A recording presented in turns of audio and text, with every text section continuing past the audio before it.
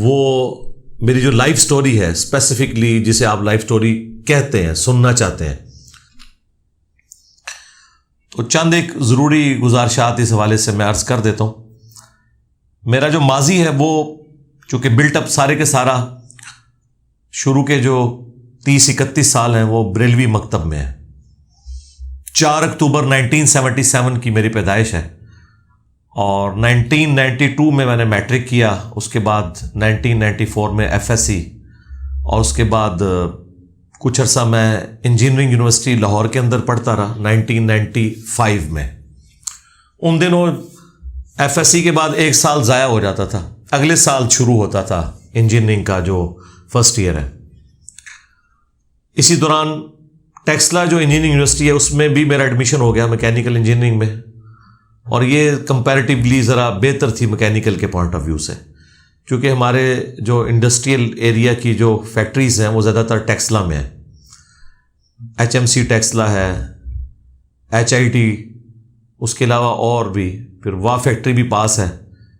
تو پھر میں نے یہی ارادہ کیا کہ میں یہاں پہ اپنی انجینئرنگ مکمل کروں گا، اور وہ مکمل ہوئی 1999 میں ہونی تھی، لیکن چونکہ ان دنوں پولیٹیکل جھگڑے کافی زیادہ ہوا کرتے تھے، اس کی وجہ سے 5 سال لگ گئے اس ڈگری میں جو 4 سال کی ڈگری تھی۔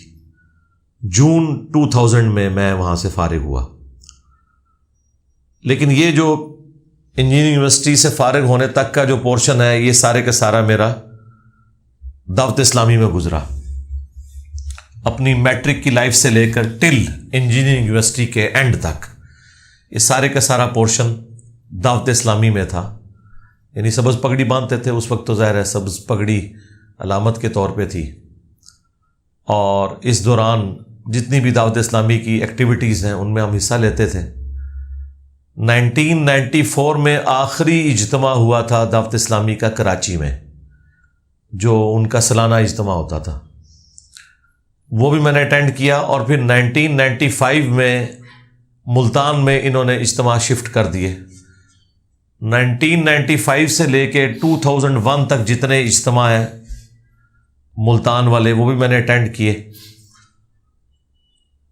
اور پھر یہ آلموسٹ 2001 میں اسپیسیفکلی دعوت اسلامی کے 2 ٹکڑے ہو گئے، اور وہ اس اعتبار سے کہ جو یہاں پہ امیر تھے ان کے حاجی ابراہیم قادری صاحب، جو پنجاب کے، کے پی اور کشمیر کے 3 صوبوں کے ان کے نگران تھے، ان کو الیاس قادری صاحب سے اختلافات ہوئے چند جینون ایشوز کے اوپر۔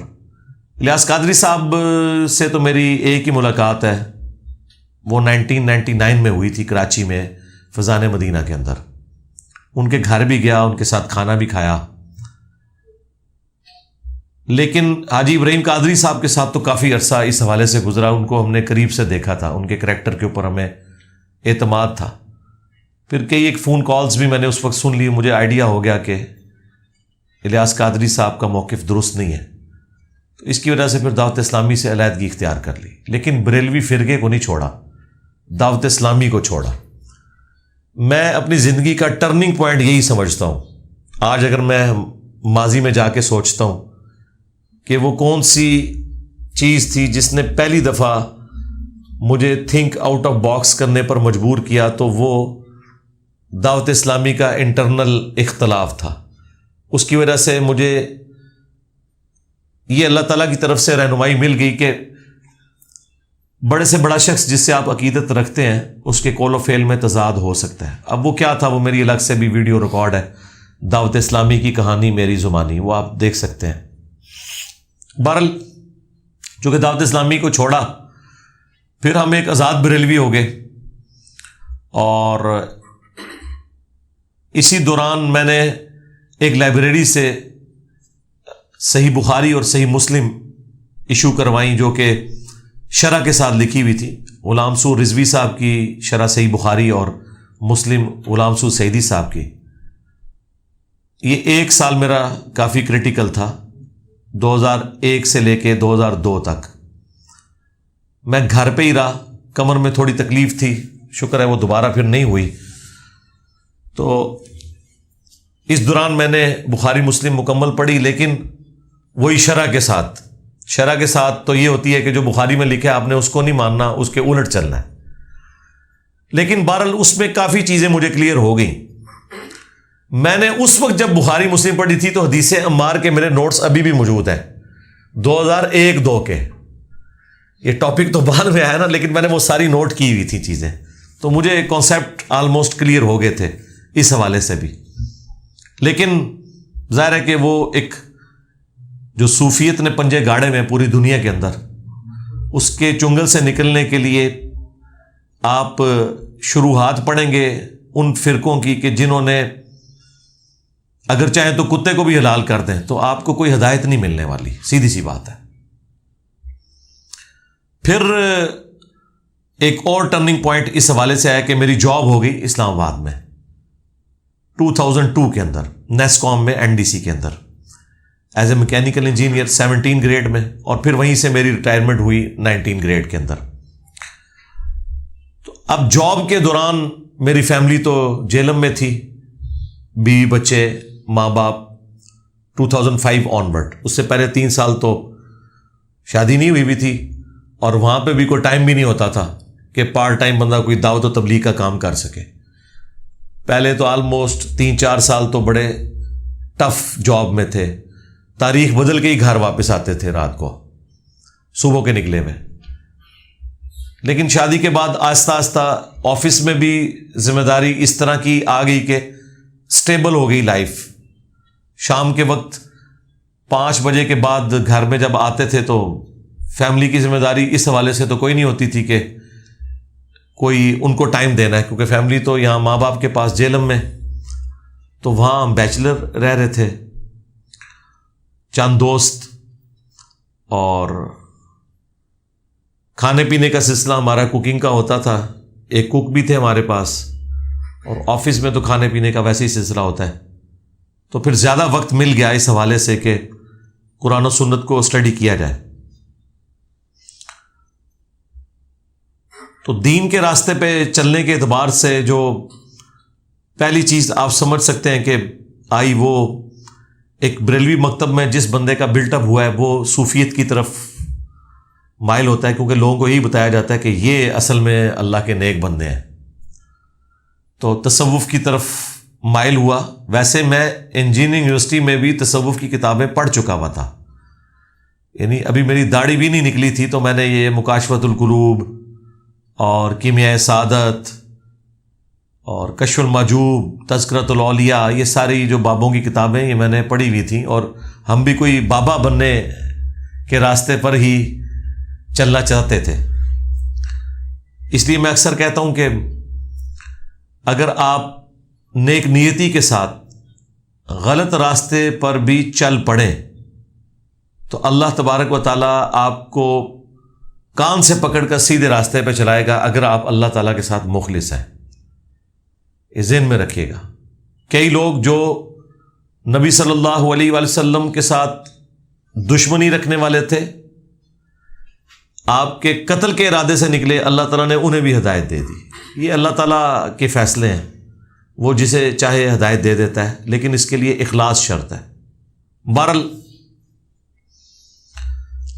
پھر سے تصوف کی طرف رجحان ہوا، اور سیکنڈ ٹرننگ پوائنٹ اس حوالے سے آیا کہ میرے ایک قریبی دوست میرے لیے نا وہ ڈرامے کی CD لے کے آئے، وہ من چلے کا سودا. وہ تو ہے ہی ساری تصوف کی کہانی. اشفاق احمد صاحب کا ایک ڈرامہ سیریل لگتی تھی 80s کے اندر، بلکہ 90s میں. اس زمانے میں بھی جو لوگ تصوف کی لائن کے لوگ تھے وہ بڑے شوق سے اسے دیکھا کرتے تھے کہ یار یہ کمال کی ڈرامہ سیریل ہے. تو وہ ہم نے دیکھنی شروع کی. اس کے بعد اس میں ایک امیر شخص کی سٹوری ہے جو کروڑ پتی ہوتا ہے اور وہ فیکٹری آنر ہوتا ہے، پھر وہ سب کچھ چھوڑ کے اللہ کے راستے پہ آ جاتا ہے.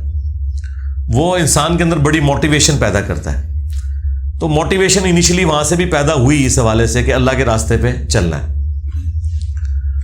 اور اس کے بعد پھر ایک اور بھائی ہمارے لیے CDs اصحاب الکاف کے اوپر جو ڈرامہ تھا جو ایران والوں نے بنایا ہوا ہے، اس سے بھی انسان کو بڑی موٹیویشن ملتی ہے، ایک خدا کے ساتھ انسان کا جو تعلق ہے، یہ وہ ساری چیزیں جو پیرلل میں چل رہی تھی۔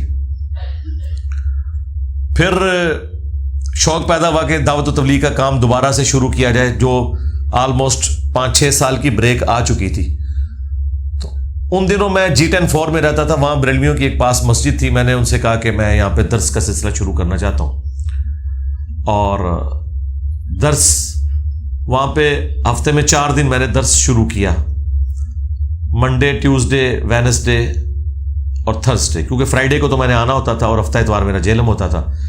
4 دنوں میں ایک دن درس قرآن کے لیے، ایک درس حدیث کے لیے، اور ایک جو ہے وہ درس فقہ کے لیے جو فقہی احکام و مسائل، اور ایک جو ہے وہ تصوف سے ریلیٹڈ۔ یہ 4 دن ہم نے ڈیوائڈ کیے ہوئے تھے، اور ظاہر ہے قرآن و حدیث بھی وہی بیان کرنا ہے جو ہمارے فرقے سے ریلیٹڈ تھا، کیونکہ ہم نے کنکلوڈ کر لیا تھا کہ بریلوی مکتبی حق کے اوپر ہے، باقی تو سارا فراڈ چل رہا ہے، وہی جو ہمیں پٹی پڑھائی جاتی ہے کہ سارے بزرگان دین ادھر ہیں اور یہ ہے وہ ہے، اور بزرگان دین بھی وہ جو ہم جنہیں بزرگان دین سمجھتے تھے۔ اصل بزرگان دین تو صحابہ کرام اور اہل بیت ہیں علیہم السلام اجمعین ورضی اللہ عنہم اجمعین۔ وہ درس جو تھا وہ ایک سیکنڈ ٹرننگ پوائنٹ تھا۔ یہ میں بات کر رہا ہوں 2006 کے اینڈ کی اور 2007 کے سٹارٹ کی۔ وہ درس جب شروع کیا تو ظاہر ہے وہ درس کافی زیادہ لوگ بیٹھنا شروع ہو گئے اور سارے معاملات چلنے شروع ہو گئے۔ تو اسی دوران مجھے آفس کے کام کے سلسلے میں جانا پڑ گیا کراچی، اور انہی دنوں تازہ مجھے لیپ ٹاپ بھی آفس کی طرف سے ملا ہوا تھا، تو میں نے قرآن پاک ترجمے کے ساتھ تھوڑا بہت سننا شروع کیا۔ کراچی جب میں گیا تو یہ بات ہے مارچ 2007 کی۔ وہاں پہ ہم نے آگے بلوچستان جانا تھا، ہمارا کوئی ڈیفنس کے پوائنٹ آف ویو سے وہاں پہ ایکٹیویٹی تھی۔ 22 مارچ یعنی 23 مارچ سے ایک دن پہلے ہم فارغ ہو گئے۔ کراچی مفتی منیب الرحمان صاحب سے ملاقات کی، اپنے استاد سے ملاقات کی، غلام سعود سعیدی صاحب، ظاہر استاد اس اعتبار سے کہ ان کی شرح صحیح مسلم سے بہت کچھ سیکھا، اور وہاں پہ ہم ایک رات ان کے مدرسے میں قیام بھی کیا۔ ہم نے ان سے کافی لمبی گپ شپ ہوئی، وہ بھی میں نے مختلف ویڈیوز کے اندر سنائی ہوئی ہے۔ مفتی منیب الرحمان صاحب کے ساتھ بھی تقریباً 40-50 منٹ کی اس وقت ڈسکشن ہوئی۔ وہ اس وقت بھی رؤیت ہلال کمیٹی کے چیئرمین تھے، اور کافی انہوں نے کھل ڈل کے بات کی، کیونکہ انہیں جب پتہ چلا ہمارا تعلق ایک سینسٹیو آرگنائزیشن کے ساتھ ہے۔ اسی دوران جب ہم ہاسٹل میں رکے ہوئے تھے نا مارچ 2007 میں، تو ہمارا جو ہاسٹل تھا آفس کی طرف سے وہ ایک ڈیفنس میں ایک کوٹھی کرائے پہ لی ہوئی تھی، اسی میں انہوں نے کوک بھی رکھا ہوا تھا، اور سارے آفیسرز وہاں جا کے رکتے تھے، اور پھر وہ ارلی ان دا مارننگ فجر سے بھی پہلے وہاں سے قافلے کی شکل میں بلوچستان لے کے جاتے تھے۔ اس کی وجہ یہ کہ راستے میں دہشت گرد حملہ کر دیتے تھے تو کانوائی کی شکل میں وہ ٹریولنگ ہوتی تھی۔ بلوچستان والا ایشو اس وقت بڑے پیک پہ تھا، اب تو کافی حد تک ایڈریس ہے، لیکن ابھی بھی آپ دیکھتے ہیں آئے دن کوئی نہ کوئی فوجی شہید ہوتے ہیں۔ کل بھی میں سن رہا تھا، پرسوں بھی اس طرح کے ایونٹ ہوئے ہیں۔ اس وقت تو بہت زیادہ تھے، یہ میں 2007 کی بات کر رہا ہوں۔ تو زور سے تھوڑی دیر پہلے ہی میں وہاں پہ پہنچا، تو میں نے چوکیدار سے کہا کہ میں نے نماز جو ہے نا وہ جماعت سے پڑھنی ہے، تو اس نے کہا سر مسجد تو ادھر سے کافی دور ہے، 15-20 منٹ کی واک ہے۔ میں نے کہا یار اور تو کام ہم نے کوئی کرنا نہیں، لیکن نماز میں نے مسجد میں جماعت سے پڑھنی ہے۔ تو اس نے کہا جی اس طرح آپ جائیں تو یوں مسجد آگے آ جائے گی۔ اب جب میں وہاں پہنچا 15-20 منٹ کے بعد، تو وہ مسجد ایسی جگہ پہ تھی کہ وہاں سے سمندر کی آواز بھی آتی تھی، ویوز کی، یعنی وہ بالکل ساحل سمندر کے قریب تھی ڈیفنس میں۔ وضو کیا، اب میں دل میں سوچ رہا تھا کہ اگر یہ دیوبندیوں کی مسجد ہوئی، انہوں نے تو دوسری جماعت نہیں کروانے دینی، تو میں نے پہلے جا کے مسجد، بہت بڑی مسجد، میں نے اس میں جا کے دیکھا کہیں یا اللہ یا رسول اللہ لکھا ہوا ہے تو کچھ بھی نظر نہیں آیا، یا اللہ مدد بھی نہیں نظر آیا، ہاک چار یار بھی نہیں نظر آیا. میں نے کہا یہ کون سے فرقے کی مسجد ہے؟ بہرحال میں نے جب وضو کیا تو وہاں جو نمازی تھے وضو کرنے والے جو لیٹ ہوئے تھے، جماعت تو ہو چکی بھی تھی، تو میں نے ان سے کہا کہ ہم جماعت کروا کے نماز پڑھتے ہیں، 27 گنا ثواب مل جائے گا. انہوں نے کہا جی بالکل کروائیں جماعت. میں نے کہا یار یہ عجیب مسجد ہے، نہ یہ بریلویوں کی لگ رہی ہے، اگر دیوبندیوں کی ہوتی تو انہوں نے جماعت نہیں کروانے دینی تھی. بہرحال جماعت کروا کے نماز پڑھی. بعد میں نے پوچھا کس فرقے کی مسجد ہے؟ ان کا یہ کسی فرقے کی مسجد نہیں ہے. میں نے کہا یہاں پہ کوئی لائبریری ہے، کوئی مولوی ہو، میں اسے ملوں، مجھے پتہ چلے یہ کون سی ایسی مسجد ہے جو مجھ سے اوور لک ہے. تو انہوں نے کہا بیسمنٹ میں نا ایک کتاب خانہ بنا ہوا ہے، وہاں آپ چلے جائیں. وہاں میں جب گیا تو میں نے وہ کتب خانہ دیکھا اور سی ڈیز دیکھی تو پتہ چلا یہ تو ڈاکٹر اسرار صاحب کی مسجد ہے. میں نے دل میں کئی گالیاں نکالی ان کو. میں نے کہا اچھا یہ اس گمراہ کی مسجد ہے. ظاہر ہے ہم تو انہیں گمراہ ہی سمجھتے تھے. وہ تو آج ہم اپنا استاد مانتے ہیں انہیں رحمہ اللہ تعالی. تو خیر کتابیں وغیرہ دیکھی تو ایک سی ڈی مجھے وہاں سے ملی، قرآن اور اقبال. میں نے اس وقت وہ اس نیت سے لی تھی کہ شاید ڈاکٹر اقبال کے اوپر جرح کی ہوگی ڈاکٹر اسرار صاحب نے. یہ میرے دماغ میں بھی نہیں تھا کہ یہ سی ڈی اس اعتبار سے ہے کہ ڈاکٹر اقبال کی تعلیمات قرآن پڑھنے کے اوپر ایمفسائز کرتی ہیں. یہ میرے دماغ میں نہیں تھا. میں نے اس سے نیگیٹو انٹینشن سے سی ڈی کو اٹھایا اور وہ میں نے سی ڈی خرید لی. اس وقت سی ڈی ہی ہوا کرتی تھی. یوٹیوب کا بوم تو 2010-11 میں آیا نا، میں 2007 کی آپ کو بات کر رہا ہوں. اس وقت سی ڈیز استعمال ہوا کرتی تھی. بہرحال وہ سی ڈی میں نے لے لی اور مجھے پتہ چل گیا کہ اچھا یہ ڈاکٹر اسرار صاحب کی مسجد ہے. وہ مسجد وہی مسجد ہے جس میں 1998 میں ڈاکٹر اسرار صاحب نے بیان القرآن 108 گھنٹے میں قرآن کی پوری تفسیر ریکارڈ کرائی تھی. مجھے بعد میں پتہ چلا. تو یہ وہ والی مسجد تھی. 2007 مارچ کے اندر میں اس مسجد میں نماز پڑھنے کا مجھے شرف حاصل ہوا. بہرحال وہ سی ڈی میں لے آیا. جب ہم واپس آئے تو وہ سی ڈی جب میں نے دیکھی تو اس میں تو قرآن کی اہمیت تھی، وہ بڑی اچھی ہے. میں نے اس کی ویڈیو بھی اپلوڈ آفیشیل چینل سے بھی کی تھی. اس وقت قرآن اور اقبال لکھیں وہ ویڈیو کھل جائے گی. اس میں انہوں نے بتایا کہ مسلمانوں کی تباہی کی وجہ یہ ہے کہ لوگوں نے قرآن کو چھوڑ دیا. وہ زمانے میں معزز تھے مسلمان ہو کر اور تم خوار ہوئے تارک قرآن ہو کر. یہ جواب شکوہ کا شعر اور کافی ساری ان کی شاعری انہوں نے، اس سے مجھے شغف ہوا. اور تازہ تازہ لیپ ٹاپ بھی ملا ہوا تھا. امام کعبہ کی آواز میں تلاوت اور فتح محمد جلندری صاحب کا ترجمہ مراج الدین خان کی آواز میں جو واقعی پریزنٹ کرتے ہیں. ان سے بھی میری پھر فون پہ بعد میں بات ہوئی. میں نے انہیں بڑی مبارکباد دی. میں نے کہا آپ کے ترجمے کی وجہ سے اللہ نے ہمیں ہدایت دی اس حوالے سے جو آپ نے پریزنٹ کیا ہے. ان سے ملاقات نہیں ہو سکی، وہ بھی کراچی میں تھے، لیکن فون پہ بات ہو گئی. بہرحال وہ قرآن کی طرف جانے کا ایک ذریعہ بنا. پھر بیان القرآن سننا شروع کیا اور پھر شوق پیدا ہوا کہ ڈاکٹر اسرار صاحب سے ملاقات کی جائے. اسی دوران ایک اور عجیب واقعہ ہو گیا کہ میرے آفس کے ایک کولیگ تھے، نماز تو پڑھتے تھے، ان کے والد صاحب تویز دھاگوں کا کام بھی کرتے تھے اور وہ خود انجینئر تھے. لیکن ہماری جوائننگ چونکہ اکٹھی ہوئی تھی ایک بیچ میں، وہ الیکٹریکل انجینئر میں میکینیکل. وہ کلین شیف تھے. اچانک ان کا موڈ ہوا، انہوں نے داڑھی رکھ لی اور اس زمانے میں 2007 میں انہوں نے مجھے 5,000 روپے دیے. اس وقت کا 5,000 آج کا 25-30 ہزار ہی سمجھ لیں. اور مجھے انہوں نے کہا کہ مجھے نا تم نے کتابیں لا کے دینی ہے، کیونکہ اب میں داڑھی رکھ رہا ہوں تو لوگ مجھ سے مسائل پوچھیں گے، تو جو بنیادی کتابیں ہیں نا میرے پاس ہونی چاہیے، میں انہیں پڑھوں تاکہ میں لوگوں کو دینی مسائل بتا سکوں. تو میں نے جناب وہ 5,000 روپے کی کتابیں کیا خریدی؟ بار شریعت، ٹھیک ہے، اور اس کے بعد ضیاء النبی سیرت کے اوپر کتاب لکھی ہوئی پیر کرم شاہ صاحب نظری کی، اور تصوف کی کتابیں. یعنی نہ اس میں قرآن کا کوئی ترجمہ تھا نہ کوئی حدیث کی کتاب تھی. اس کے علاوہ ساری وہ کتابیں تھیں جو ہمارے فرقے سے تعلق رکھتی تھیں. اور ظاہر ہے وہ ٹھیک ہی، ہمیں یہ بتایا گیا تھا کہ قرآن و حدیث کا نچوڑ انہوں نے نکالا ہوا ہے. اب اس نچوڑ کو میں یوں کہتا ہوں، یعنی فقہ پڑھ لیا آپ نے تو آپ سمجھیں قرآن و سنت سب کچھ بیچ میں کور ہو گیا. اب یہ تو پتہ ہی نہیں تھا کہ یہ فقہ ساری قرآن و سنت کے خلاف ہے. خیر میں نے اسے کتابیں دیں اور اس میں اللہ کا کرنا یہ ہوا کہ میں نے انہیں ملفوظات اعلیٰ حضرت بھی خرید کے دے دی. وہ ہمارے جیلم شہر سے ہی چھپی ہوئی تھی بک آنرز کی، ملفوظات اعلیٰ حضرت جو ان کے بیٹے مصطفیٰ رضا خان نوری صاحب نے جمع کیے، جن کی وہ نعت ہے تو شمع رسالت ہے عالم تیرا پروانہ۔ اچھا، وہ اس نے جب پڑھنی شروع کی نا، پڑھتے پڑھتے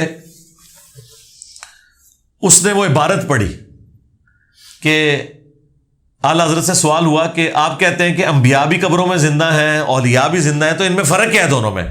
تو انہوں نے کہا فرق یہ ہے کہ اولیاء اللہ کی زندگی قبر میں جو ہے وہ عام برزخی زندگی ہے، شہید کی بھی برزخی ہے، لیکن انبیاء کی جو زندگی ہے وہ حقیقی، حصی، دنیاوی ہے، حتیٰ کہ ان کی قبروں میں ان پہ ازواج مطہرات بھی پیش کی جاتی ہیں اور ان کے ساتھ شباشی بھی کرتے ہیں، نعوذ باللہ من ذالک۔ یہ عبارت اس نے ہائی لائٹ کی اور میں نے یہ کوئی نہیں تھی پڑھی ہوئی۔ اگلے دن جب میں آفس آیا نا تو مجھے کہنے لگا یار یہ تم نے مجھے جو کتابیں دی ہیں یہ ٹھیک ہے؟ میں نے کہا ہاں۔ اس نے کہا نہیں، اس میں تو میں نے بڑی عجیب بات پڑھی ہے۔ میں نے کہا دکھاؤ۔ اس نے کہا نہیں، بعد میں دکھاؤں گا، پہلے مجھے بتاؤ کہ اگر کوئی شخص اس طرح بات کرے کہ نبیوں کی بیویاں قبروں میں ان پہ پیش کی جاتی ہیں، وہ ان کے ساتھ شاباشی بھی کرتے ہیں، میں نے کہا بہت بڑا گستاخ ہے جس نے بات لکھی ہے۔ اس نے کہا تمہارے اعلیٰ حضرت نے لکھی ہوئی ہے، حالانکہ وہ خود بھی بریلوی تھا، اس کے ابو تعویذ دھاگوں کا کام بھی کرتے تھے، لیکن چونکہ دنیاوی تعلیم تھی تو اسے یہ بات کلک کی، یہ غلط ہے، اور مجھے بھی ظاہر کلک کر گئی۔ اب جب اس نے مجھے دکھایا نا، اب میرے پاس دو راستے تھے، ایک تو یہ کہ میں کہتا کہ ٹھیک لکھا ہوا ہے، آپ کو سمجھ نہیں آئی جس طرح یہ کہتے ہیں۔ دوسرا راستہ یہ تھا کہ میں کہتا کہ یار یہ لگتا ہے مس پرنٹنگ ہوگی ہے، غلطی سے کسی نے ڈال دی ہے، تو میں نے یہی راستہ اختیار کیا۔ میں نے کہا یار یہ غلطی سے ڈلا ہے، یہ اعلیٰ حضرت تو گستاخی نہیں کر سکتے۔ لیکن اس نے کہا یار وہ کر سکتے ہیں، نہیں بل یہ ہے گستاخی کہ نہیں؟ میں نے کہا ہاں گستاخی ہے، اور میں نے کہا کہ اگر اعلیٰ حضرت نے بھی لکھا ہے تب بھی گستاخی ہے۔ بس کوئی اللہ تعالیٰ نے یہ جملہ میرا قبول کر لیا کہ اگر کوئی شخص اس لیول پہ مخلص ہے حق بات قبول کرنے کے لیے تو اسے اگلا سٹیپ بھی طے کروایا جائے۔ اور اسی دوران ہم ڈاکٹر اسرار صاحب کے ساتھ بھی جڑ چکے تھے، 2-3 دوست جو اس تحقیق میں تھے، اکٹھے رہتے تھے۔ ساروں نے اپنی بیویاں اپنے ماں باپ کے پاس رکھی ہوئی تھیں، خود ادھر ہوتے تھے، اور ہمارا جو پارٹ ٹائم ہے وہ تحقیق ہی ہوتا تھا کہ آج ہم نے اس مسئلے پہ تحقیق کرنی، یہ کرنی، وہ کرنی۔ بہرحال جب یہ اعلیٰ حضرت والا ایک بند ٹوٹا، پلس ڈاکٹر اسرار صاحب کا تعارف ہوا، تو توحید کلیئر ہونی شروع ہوگی۔ جب توحید کلیئر ہوتی ہے تو اندر سے آگ لگتی ہے، جب آگ لگتی ہے تو وہ آگ ہم نے بجھانی اس طرح شروع کی کہ جو مسجد میں نے درس شروع کیا ہوا تھا نا بریلویوں کی، تو میں نے توحید کے اوپر بھی تھوڑا تھوڑا بولنا شروع کر دیا۔ بس وہ 2-4 دن ہی اور پھر درس چلا۔ وہ درس پھر ہمارا کمیٹی نے بند کروا دیا، انہوں نے کہا یہ تو آپ کچھ اور کرنے آئے ہیں۔ اچھا، حالانکہ ہم کچھ بھی کرنے نہیں آئے تھے، نہ ہم نے کچھ سوچا ہوا تھا، نہ ہمارا یہ موقف تھا کہ بریلوی گمراہ ہے، ایسا تو ہے ہی نہیں تھا۔ ہم یہ سمجھتے تھے یہی حق پہ ہیں، چند خرابیاں دور ہو جائیں گی۔ جس طرح کافی عرصہ تک ہم یہ سمجھتے رہے کہ اہل حدیث فرقہ جو ہے وہ توحید کے اوپر ہے، بس یہ چند خرابیاں دور ہو جائیں گی۔ وہ تو ہمیں پتہ چلا کہ جب فرقہ بن گیا تو اس سے بڑی تو کوئی اور خرابی ہی نہیں ہے۔ آپ کوئی نام لیتا رہے بے شک قرآن و سنت کا، وہ تو توفیق ہی اٹھ جاتی ہے انسان سے۔ بہرحال درس جب بند ہوا تو یہ سمجھ لیں ایک دوسرا سٹروک تھا جو لگا مجھے۔ میں نے کہا یار یہ کیا، ہم اصلاح کی بھی کوشش کریں ہمارے ساتھ یہ۔ اسی دوران مجھے کسی نے بتایا کہ یہ جو آپ بہکی باتیں کر رہے ہیں نا توحید کے اوپر، تو ایک اور بندہ بھی ہے جو اس قسم کی بہکی باتیں کرتا ہے، اور ہے وہ بریلوی، اور وہ ایک درگاہ کا گدی نشین بھی ہے، اور وہ درگاہ بھی پاکستان میں سب سے بڑی درگاہوں میں سے ہے، گولڈا شریف، اور اس کا وہ گدی نشین ہے پیر نصیر الدین نصیر رحمہ اللہ۔ فوت ہو گئے، اس وقت تو خیر زندہ تھے وہ۔ تو میں سیدھا گولڈا شریف پہنچ گیا، حالانکہ گولڈا شریف میں پہلے بھی جایا کرتا تھا، یعنی جب میری جاب ہوئی 2002 میں، میرا جو ہاسٹل تھا F11 میں وہ تقریباً 1-1.5 کلومیٹر دور تھا، تو میں پیدل گولڈا شریف ہی عصر سے لے کے عشاء تک وہیں وقت گزارتا تھا۔ آفس سے واپس آئے عصر کے وقت، سیدھا ادھر پہنچ کے پھر عشاء پڑھ کے آتے تھے۔ ظاہر ہے کہ بزرگ بننا کوئی آسان کام تو نہیں ہے، اس کے لیے مزاروں پہ چلا کاٹنا پڑتا ہے۔ معین الدین چشتی نے بھی تو چلا کاٹا ہے، داتا دربار پہ تو کچھ ملا ہے، تو میں نے وہ چلا کاٹا تھا گولڈا شریف پیر میل صاحب کے دربار پہ۔ تو وہاں وہ میرا سلسلہ 2002 سے لے کے 2004 تک مسلسل 2 سال تک تھا۔ پیدل جاتا تھا، پیدل آتا تھا، بیچ میں زمینیں تھیں اس وقت، اب تو خیر وہ بھی ساری وادی ہو چکی ہے، کیونکہ ہم F11 میں تھے، وہ E11 بنتا ہے۔ خیر جب پیر نصیر الدین صاحب کا پتہ چلا تو میں نے ارادہ کیا کہ انہیں ملیں۔ پہلے گولڈا شریف گئے، میں نے کہا پہلے میں ان کی کتابیں پڑھ لوں، میں کتابیں لے کے آیا ان کی پیری مریدی کی شرعی حیثیت، اس میں صرف مٹی پلیت کی ہوئی ہے انہوں نے پیروں کی، عام آدمی کو سمجھتا ہے انہوں نے پیری مریدی ثابت کی ہوگی، اس میں انہوں نے یہاں تک لکھا ہے جس نے آج کے دور میں اپنا ایمان بچانا ہے تو پیروں سے بچ جائے، ٹھیک ہے۔ اور ایک دوسری کتاب انہوں نے لکھی الجواہر التوحیدیہ فی التعلیمات الغوثیہ، شیخ عبد القادر جیلانی کی تعلیمات کی روشنی میں توحید کے موتی، اور ان کی کتاب جو فتوح الغیب ہے وہ اتنی زبردست کتاب ہے توحید پہ کہ اس کتاب کی شرح امام ابن تیمیہ نے لکھی۔ امام ابن تیمیہ جو ہے وہ عبد القادر جیلانی کو بہت آئیڈیلائز کرتے ہیں توحید کے حوالے سے، تو امام ابن تیمیہ نے شیخ عبد القادر جیلانی کی کتاب کی شرح لکھی۔ ان دونوں میں 200 سال کا فرق ہے، وہ فوت ہوئے 561 ہجری کے اندر اور امام ابن تیمیہ فوت ہوئے 728 ہجری کے اندر۔ تو وہ جب میں نے پڑھی، اور پھر ایک اور انہوں نے کتاب لکھی اعانت اور استعانت کی شرعی حیثیت، کہ یہ غیر اللہ کو جو پکارا جاتا ہے انہوں نے کہا یہ بالکل فراڈ ہے، یہ ایاک نعبد و ایاک نستعین کے خلاف ہے۔ ٹوٹلی انہوں نے توحید صحیح والی بیان کی، انہوں نے کہا یہ شرک کر رہے ہیں جو کچھ کر رہے ہیں، اور ان کا چاہے پرانے بزرگ لکھ کے گئے ہماری کوئی ذمہ داری نہیں ہے۔ زیادہ سے زیادہ اسلام میں توسل ہے کہ آپ کسی بڑی ہستی کا واسطہ وسیلہ اللہ کو پیش کریں، اور انہوں نے کہا یہ بھی کوئی ضروری نہیں ہے، لیکن اگر کوئی کرے تو یہ جائز ہے، لیکن مانگنا اللہ ہی سے ہے۔ باب سے نہیں مانگ سکتے، کسی فرشتے سے، پیغمبر سے، کسی بزرگ سے نہیں مانگ سکتے۔ اچھا اب یہ بہت بڑی چیز تھی، یہ سب سے بڑا سٹیپ ہی ہے ایاک نعبد و ایاک نستعین۔ خیر یہ مسئلہ جب کلیئر ہوا تو میں بڑے شوق سے پیر نصیر الدین صاحب کو ملنے گیا۔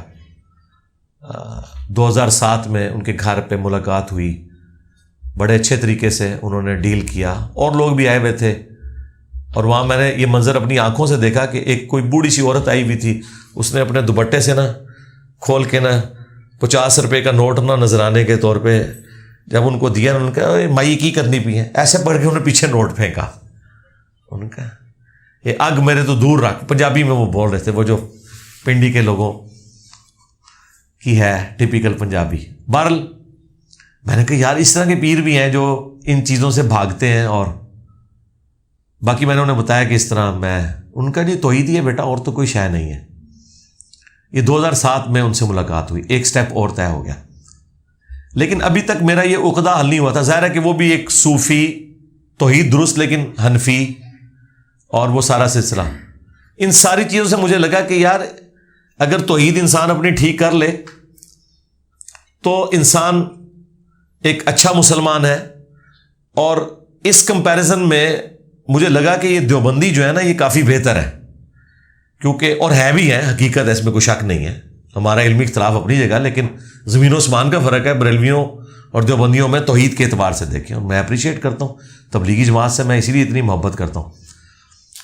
پھر میں تبلیغی جماعت کے قریب ہو گیا، میں نے کہا یار یہ واقعی، پھر آہستہ آہستہ ہم ایک نماز بریلویوں کی مسجد میں پڑھتے تھے، اگلی دیوبندیوں کی، اس سے اگلی بریلویوں کی، پھر دیوبندیوں کی، اور اس طریقے سے فضائل اعمال کا درس بھی سننا شروع کر دیا کہ یار ٹھیک ہے، یعنی دیوبندی تو ہمارے سب سے بڑے دشمن تھے اور وہ ٹھیک نکلے ایز کمپیئر ٹو بریلویوں کے، اور پھر نماز کا طریقہ بھی کوئی نہیں بدلنا پڑے گا، لوگوں کو پتہ بھی نہیں چلے گا، تو بڑی روحانیت فیل ہونی شروع ہو گئی۔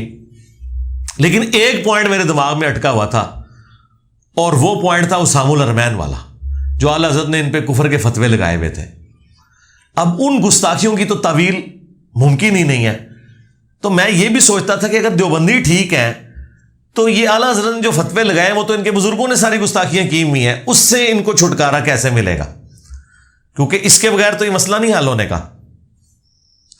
یہ میرے دماغ میں یعنی ایک بات اٹکی ہوئی تھی۔ تو میں نے ایک دن جب دیوبندیوں نے دیکھا اس طرح یہ آ رہے ہیں، ظاہر اس وقت مجھے کچھ جانتا تو نہیں تھا، میں ایک عام انسان ہی تھا، تو میں نے دیوبندیوں کے مفتی سے کہا کہ یہ جو آپ نے جو کفر کے فتوے اعلیٰ حضرت نے آپ پہ لگائے ہیں، آپ اس کا ڈیفینس کیسے کرتے ہیں؟ یہ تو واضح گستاخی ہے ان کا۔ نہیں وہ اعلیٰ حضرت نے ہمارے پہ نجائز فتوے لگائے ہیں، وہ تو علماء حرمین نے واپس لے لیے تھے، وہ تو بعد میں مجھے پتا چلا نا جب میں نے تحقیق کی کہ وہ ان علماء حرمین نے فتوے واپس نہیں لیے تھے جنہوں نے لگائے ہوئے تھے، ٹھیک ہے، وہ دینے والے اور تھے، لینے والے اور تھے، وہ جنہوں نے فتوے لگائے انہوں نے بالکل ٹھیک لگائے ہوئے تھے، وہ آج تک ویلڈ ہے۔ تو مجھے آج بھی یاد ہے کہ میں فجر کی نماز ایک دیوبندیوں کی مسجد میں پڑھنے گیا، اس وقت ہماری عادت تھی کہ ہم یعنی فجر سے بھی 1 گھنٹہ پہلے اٹھتے تھے اور کسی مسجد میں جا کے ہم تہجد کی نماز وہاں پڑھنی ہے اور پھر اشراق تک وہیں بیٹھنا ہے۔ وہ صوفی جو بننے کا شوق چڑھا ہوا تھا دماغ میں، تو صوفی تو پھر اس طرح ہی بندے بنتے ہیں، اور رات کو عشاء کے بعد مسجد والوں سے ریکویسٹ کر کے بھی ہم کہتے تھے کہ جی آپ ہمیں اجازت دیں ہم رات کو مسجد میں وقت گزاریں۔ تو یہ بھی ایک روٹین بنانے کی کوشش کی، یعنی وہ ایک ایگزیجریشن شروع ہوگی۔ تو فجر کی نماز کے بعد میں نے اس عالم سے کہا کہ ان فتووں کا کیا بنے گا؟ انہوں نے کہا جی فتووں کے تو جواب دیے ہوئے ہیں انہوں نے، علماء نے ہمارے۔ میں نے کہا جی وہ کوئی کتاب ہے؟ انہوں نے کہا جی ایک کتاب لکھی ہوئی ہے۔ میں نے کہا کون سی؟ انہوں نے کہا جی المحنت علی المحنت۔ یہ پہلا دن تھا 2007 میں جب مجھے تعارف ہوا کہ یہ المحنت علی المحنت بھی کوئی کتاب ہے۔ میں نے کہا اچھا؟ انہوں نے کہا جی وہ ایک ایک چیز کا منہ توڑ جواب دیا ہوا ہے انہوں نے اسام الحرمین کا۔ میں نے کہا وہ کتاب کہاں سے ملے گی؟ انہوں نے کہا جی آپ میرے پاس پڑھی ہوئی ہے۔ وہ انہوں نے مجھے وہ پیلی سی وہ کتاب دی جس کا PDF جو ہے وہ چڑھا ہوا ہے ہماری ویب سائٹ پہ، اور جتنی مٹی اس کی میں نے پلید کی ہے کبھی کسی بریلوی نے نہیں، ورنہ تو اس مفتی کو اگر پتا ہوتا کہ المحنت کے ساتھ جو کچھ اس بندے نے کرنی ہے مستقبل میں تو وہ کبھی مجھے کتاب ہی نہ دیتا۔ تو 2007 میں وہ کتاب جب میرے ہاتھ لگی، میں فجر کے وقت انہوں نے مجھے دی، میں ناشتہ کیا، میں چلا گیا آفس، شام کو آ کے میں نے رات لگا کے پوری کتاب پڑھ لی، اور اس کتاب کو پڑھ کے مجھے پہلی دفعہ آئیڈیا ہوا کہ یار بریلویوں اور دیوبندیوں میں کوئی خاص فرق نہیں ہے، کیونکہ یہ ساری باتیں یہ بھی وہی والی مانتے ہیں۔ اصل جو خبیث فرقہ ہے نا، یعنی میرا اس وقت وہ وہابی ہیں، یہ اہل حدیث، کیونکہ اس میں پوری کتاب کا جو مقدمہ ہے نا المحنت کا یہ ہے کہ حسام الحرمین میں اعلیٰ حضرت نے اس وقت کے صوفی جو سلطنت عثمانیہ کے علماء تھے جنہوں نے وہ 4 مسلوں کی بدعت بھی جاری کی ہوئی تھی 1517 سے 1917 تک، اور انہی علماء نے اعلیٰ حضرت کو مجدد بھی ڈکلیئر کیا۔ انہوں نے اعلیٰ حضرت کی جو کتاب حسام الحرمین تھی اس سے یہ کنسیو کیا کہ دیوبندی فرقہ یہ وہابی نجدی ہے، محمد بن عبد الوہاب کے ماننے والے ہیں، اس وجہ سے یہ گمراہ ہے اور یہ گستاخ ہے۔ انہوں نے 26 کوسچن لکھ کے دیوبند میں بھیجے، اور ان کے جوابات میں المحنت علی المفند شیخ زکریا کاندلوی کے جو مرشد تھے خلیل احمد سہارنپوری، انہوں نے وہ لکھی اور وہ عربی میں جواب دیا کتاب کا۔ انہوں نے نام رکھا تھا حسام الحرمین، حرمین کی تلوار، انہوں نے جواب میں رکھا المحنت علی المفند، ہند کی تلوار، ایک سٹھیائے ہوئے پاگل بابے المفند آمزہ بریلوی کے اوپر۔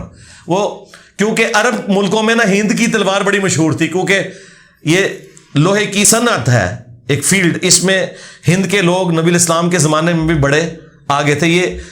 یہ المحند کی ٹرم نبی الاسلام صحابہ کے زمانے میں تھی، المحند کہا جاتا تھا یار یہ ہند کی تلوار ہے، جس طرح ہم یہ کہتے ہیں نا یار یہ جو ہے وہ سواتی ٹوپی ہے، ٹھیک ہے، اور یہ خرمانی جو ہے وہ مشہور ہے کوئٹہ کی، ٹھیک ہے، آم جو ہے وہ ملتان کا مشہور ہے۔ اس طرح جو صنعت کی فیلڈ میں ہوتی تھی نا اس میں ہند کی تلوار مشہور تھی، اسے المحند کہا جاتا تھا۔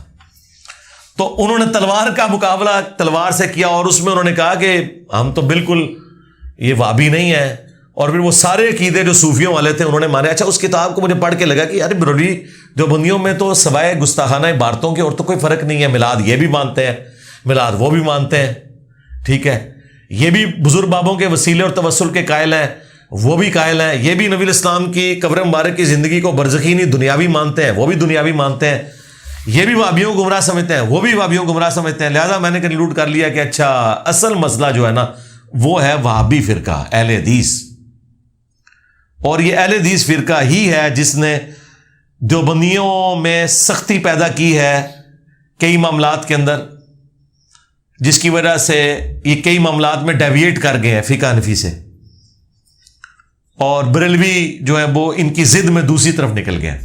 اسی دوران ہمارے ایک آفس کے کولیگ تھے، انہوں نے کہا جی ادھر G11 میں ایک بہت بڑے مفتی صاحب ہیں دیوبند کے، ہم آپ کی ملاقات ان سے کرواتے ہیں۔ میں نے کہا ٹھیک ہے۔ اور اسی دوران 2007 میں 2 نومبر کو رائے ونڈ اجتماع میں بھی میں گیا، چونکہ تبلیغی جماعت سے اٹیچ ہو چکے تھے، وہاں کا بھی ماحول آبزرو کیا، ان کے سٹال پہ بھی گیا تو وہاں پہ بھی قرآن کا ترجمہ کوئی نہیں تھا۔ میں اسپیشلی چیک کیا کہ قرآن کا ترجمہ یہاں انہوں نے کس کا رکھا ہے۔ انہوں نے کہا جی وہ حضرات نے کہا اس سے اختلاف پیدا ہوتا ہے، قرآن تو کہتا ہے قرآن اختلاف ختم کرنے آئی یہ کتاب، ان کا جی پیدا ہوتا ہے۔ وہاں پہ وہی شیخ زکریا کاندھلوی کی کتابیں پڑھی تھی، فضائل اعمال، فضائل صدقات، فضائل درود، فضائل حج، یہ 5-7 کتابیں تھیں۔ تو خیر وہ جو رائے ونڈ جس کے ساتھ بھائی کے ہم گئے تھے، اسی نے کہا جی یہاں پہ ایک بڑے مفتی بھی ہیں دیوبندیوں کے۔ اچھا اوپر انہوں نے لبادہ یہ اڑا ہوا ہے کہ جو تبلیغی جماعت ہے نا یہ اسلام کی خدمت کر رہی ہے، بیسیکلی یہ دیوبندی جماعت ہے، لیکن اس کو ڈکلیئر نہیں کرتے۔ دیوبندیوں سے کافی بہتر ہے، ان میں ٹالرنس زیادہ ہے ایز کمپیئر ٹو جو کٹر دیوبندی فرقہ ہے، کیونکہ یہ دعوت کا کام جو کر رہے ہیں۔ خیر ان کا جی مفتی صاحب ہے، بہرحال ان کے مسئلے جب پھنستے ہیں نا تو لے کے دیوبندیوں کے پاس جاتے ہیں، تو ان کا جی آپ کو وہاں لے جاتے ہیں۔ میں نے کہا یار مجھے کچھ اعتراضات ہیں، تو وہ چلے گئے ہم، تو مفتی دیوبندیوں کا کہنے لگا جی وہ آپ نے وہ اختلاف امت اور صراط مستقیم پڑھی ہوئی ہے؟ میں نے کہا ہاں میں نے پڑھی ہوئی ہے کتاب۔ تو میں نے کہا اچھی کتاب ہے لیکن اس میں کچھ چیزیں جھوٹ بھی لکھی ہوئی ہیں۔ کہتا جی یہ کیسے؟ وہ بریلوی آپ کو جال حق مفتی احمد یار خان نعیمی کی پڑھنے کے لیے دیں گے جس میں ثابت کیا گیا کہ جنتی فرقہ بریلوی ہے۔ دیوبندیوں نے اس کے مقابلے میں کتاب لکھی ہوئی ہے اختلاف امت اور صراط مستقیم، اور اہل حدیث نے لکھی ہوئی ہے تلاش حق، اور شیعہ نے لکھی ہوئی ہے میں بھی سچوں میں ہو جاؤں۔ وہ تیجانی صاحب ایک سوڈان کے مالکی تھے، وہ شیعہ ہوئے، انہوں نے کتاب لکھی۔ ساروں نے اپنے اپنے فرقوں کی نا وہ کتابیں رکھی ہیں جس میں لائف سٹوریز ہیں، جیسے ہمارا لائف سٹوری سیشن ہے نا، اس میں ان کی لائف سٹوریز ہیں کہ ہم کس طرح چینج ہوئے، اور یہ وہ والا اس طریقے سے وہ کتابیں ہیں۔ یا فرقوں کے اختلافات بریف کیے گئے ہیں جال حق میں اور اختلاف امت اور صراط مستقیم۔ میں نے کہا اس میں تو انہوں نے انگوٹھے چومنے کو غلط لکھا ہے، جبکہ انگوٹھے چومنے والی روایتوں کو حنفی علماء نے صحیح قرار دیا ہوا ہے رد المختار فتاوی شامی میں، در مختار کے حاشیے میں، اور وہ تو اعلیٰ حضرت سے پہلے بزرگ ہیں، 1252 ہجری میں فوت ہوئے ہیں، اور وہ تو کامن ہے۔ تو آپ لوگ انگوٹھے کیوں نہیں چومتے؟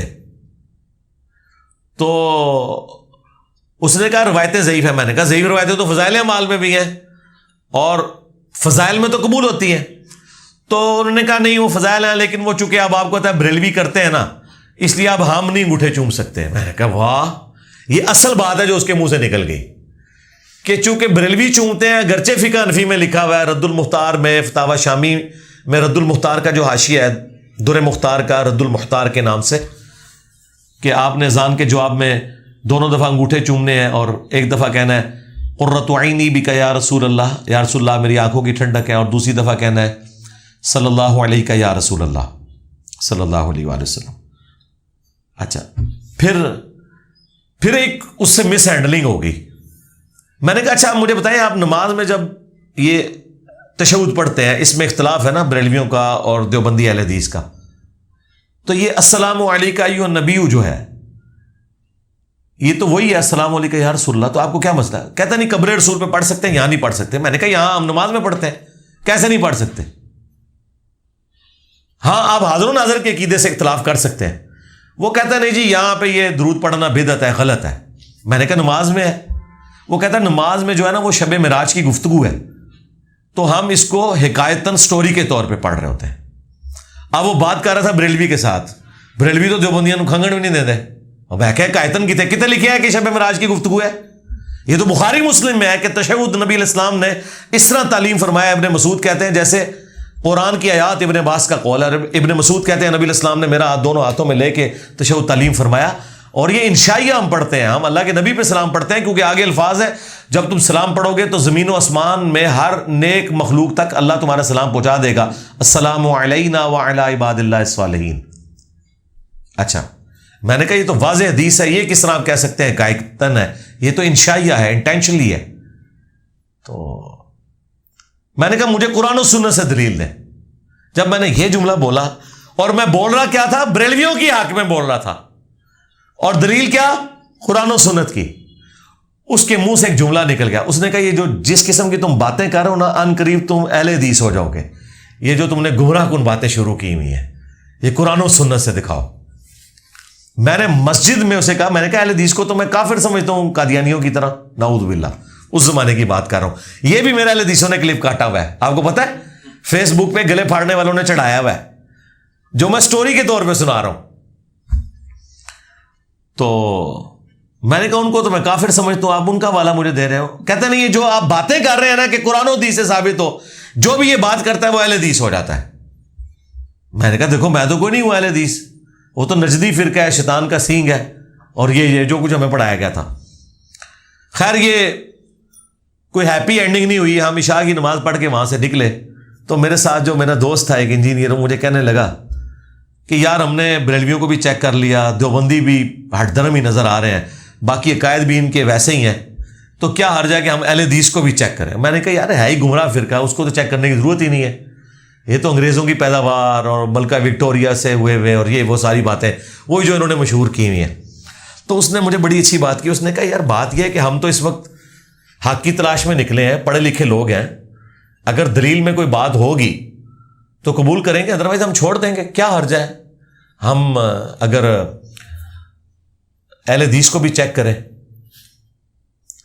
تو آپ سوچ سکتے ہیں کہ اللہ تعالیٰ کی طرف سے کرامت ہی ہوئی ہے کہ ایک لمحہ پہلے تک جن لوگوں کو میں قادیانیوں سے بدتر سمجھ رہا تھا, میں اس پہ آمادہ ہو گیا کہ میں ان کے بھی کسی عالم سے ملاقات کر لوں. یہ کرامت ہی اللہ کی ہو سکتی ہے جب آپ کی نفرت کا لیول یہ ہو. لیکن ایک دماغ کھلا کہ یار, اور پھر ایک مایوسی بھی چونکہ چھا چکی تھی کہ یار جن فرقوں کو بھی ہم چیک کرتے ہیں وہ بھی فراڈیے نکلتے ہیں, پھر وہ ایک جنتی فرقہ کدھر ہے. ٹھیک ہے, ظاہر وہ تلاش تو تھی نا, جنتی فرقہ تو یہ والے کام نہیں کر سکتا کہ وہ قرآن و سنت کا انکار کرے. تو پھر ہم نے اہل حدیث علماء سے رابطہ کیا, تو اسی تحقیق میں ہمارے کچھ ایک دوست تھے, وہ سیالکوٹ سے بھی تھے. تو مجھے ان میں سے ایک بھائی نے کہا یار سیالکوٹ میں ایک اہل حدیث عالم ہے, وہ بہت اچھا ہے, جماعت الدعوہ کے وہ امیر ہیں وہاں پہ, عبد الجبار شاکر صاحب. وہ بعد میں پھر جماعت الدعوہ بھی چھوڑ گئے, پھر وہ ذرا تکفیری سوچ کی طرف ہو گئے. لیکن اس زمانے میں ان کی گڈی بڑی چڑھی ہوئی تھی سیالکوٹ میں عبد الجبار شاکر کی. اس کی جو جمعے کی گیدرنگ ہے وہ ہزاروں کی ہوتی تھی, بڑے بڑے مجمع. آپ کو لگتے نہیں ہے بریلوی دیوبندیوں کی مسجد ہے یہ اہل حدیث کی مسجد ہے, کیونکہ وہ اختلافی موضوعات پہ بات نہیں کرتا تھا, وہ فکر آخرت پہ بات کرتا تھا. مدینہ یونیورسٹی سے پڑھ کے آیا ہوا تھا, نوجوان بندہ تھا, ہم سے 5-7 سال ہی بڑے ہوں گے وہ. تو ٹالرنس بہت تھی. خیر ہم وہاں پہنچ گئے تو پتہ چلا رات کو 11 بجے آئیں گے, ان کے مرکز ہم پہنچے, وہ رات کو 1 بجے کہیں آئے. ہم جاگتے رہے, پھر ان سے ملاقات ہوئی, فجر کی اذانیں ہو گئی. اس بندے کو پتہ چل گیا کہ یہ تحقیق میں ہے, تو اس نے پہلا جملہ اتنا اچھا بولا کہ وہ میرے دل میں گھر کر گیا, اور وہ آج تک میں سمجھتا ہوں کہ ہر مسلمان کا وہ عقیدہ ہونا چاہیے. اس نے پہلا جملہ بولا, اس نے کہا جی آپ مجھ سے اختلافی موضوعات ضرور ڈسکس کریں, لیکن میں آپ کو یہ بات پہلے ہی بتا دوں کہ ہم اہل حدیث بڑے بے فکرے لوگ ہیں. آپ اگر ہمارے کسی عالم کا ہمیں حوالہ دیں گے نا, اور وہ قرآن و سنت کے خلاف ہوا, تو ہم کہہ دیں گے کہ غلط ہے. ہم وہ مانیں گے جو قرآن و سنت میں لکھا ہوا ہے. لہٰذا ہمیں کسی کی دھو سامنے نہیں لگانی, اور اگر لگائیں گے بھی تو ہم بڑے بے فکرے لوگ ہیں. وہ تو خیر وقت نے ثابت کیا کہ بے فکرے لوگ تو ہم ہیں.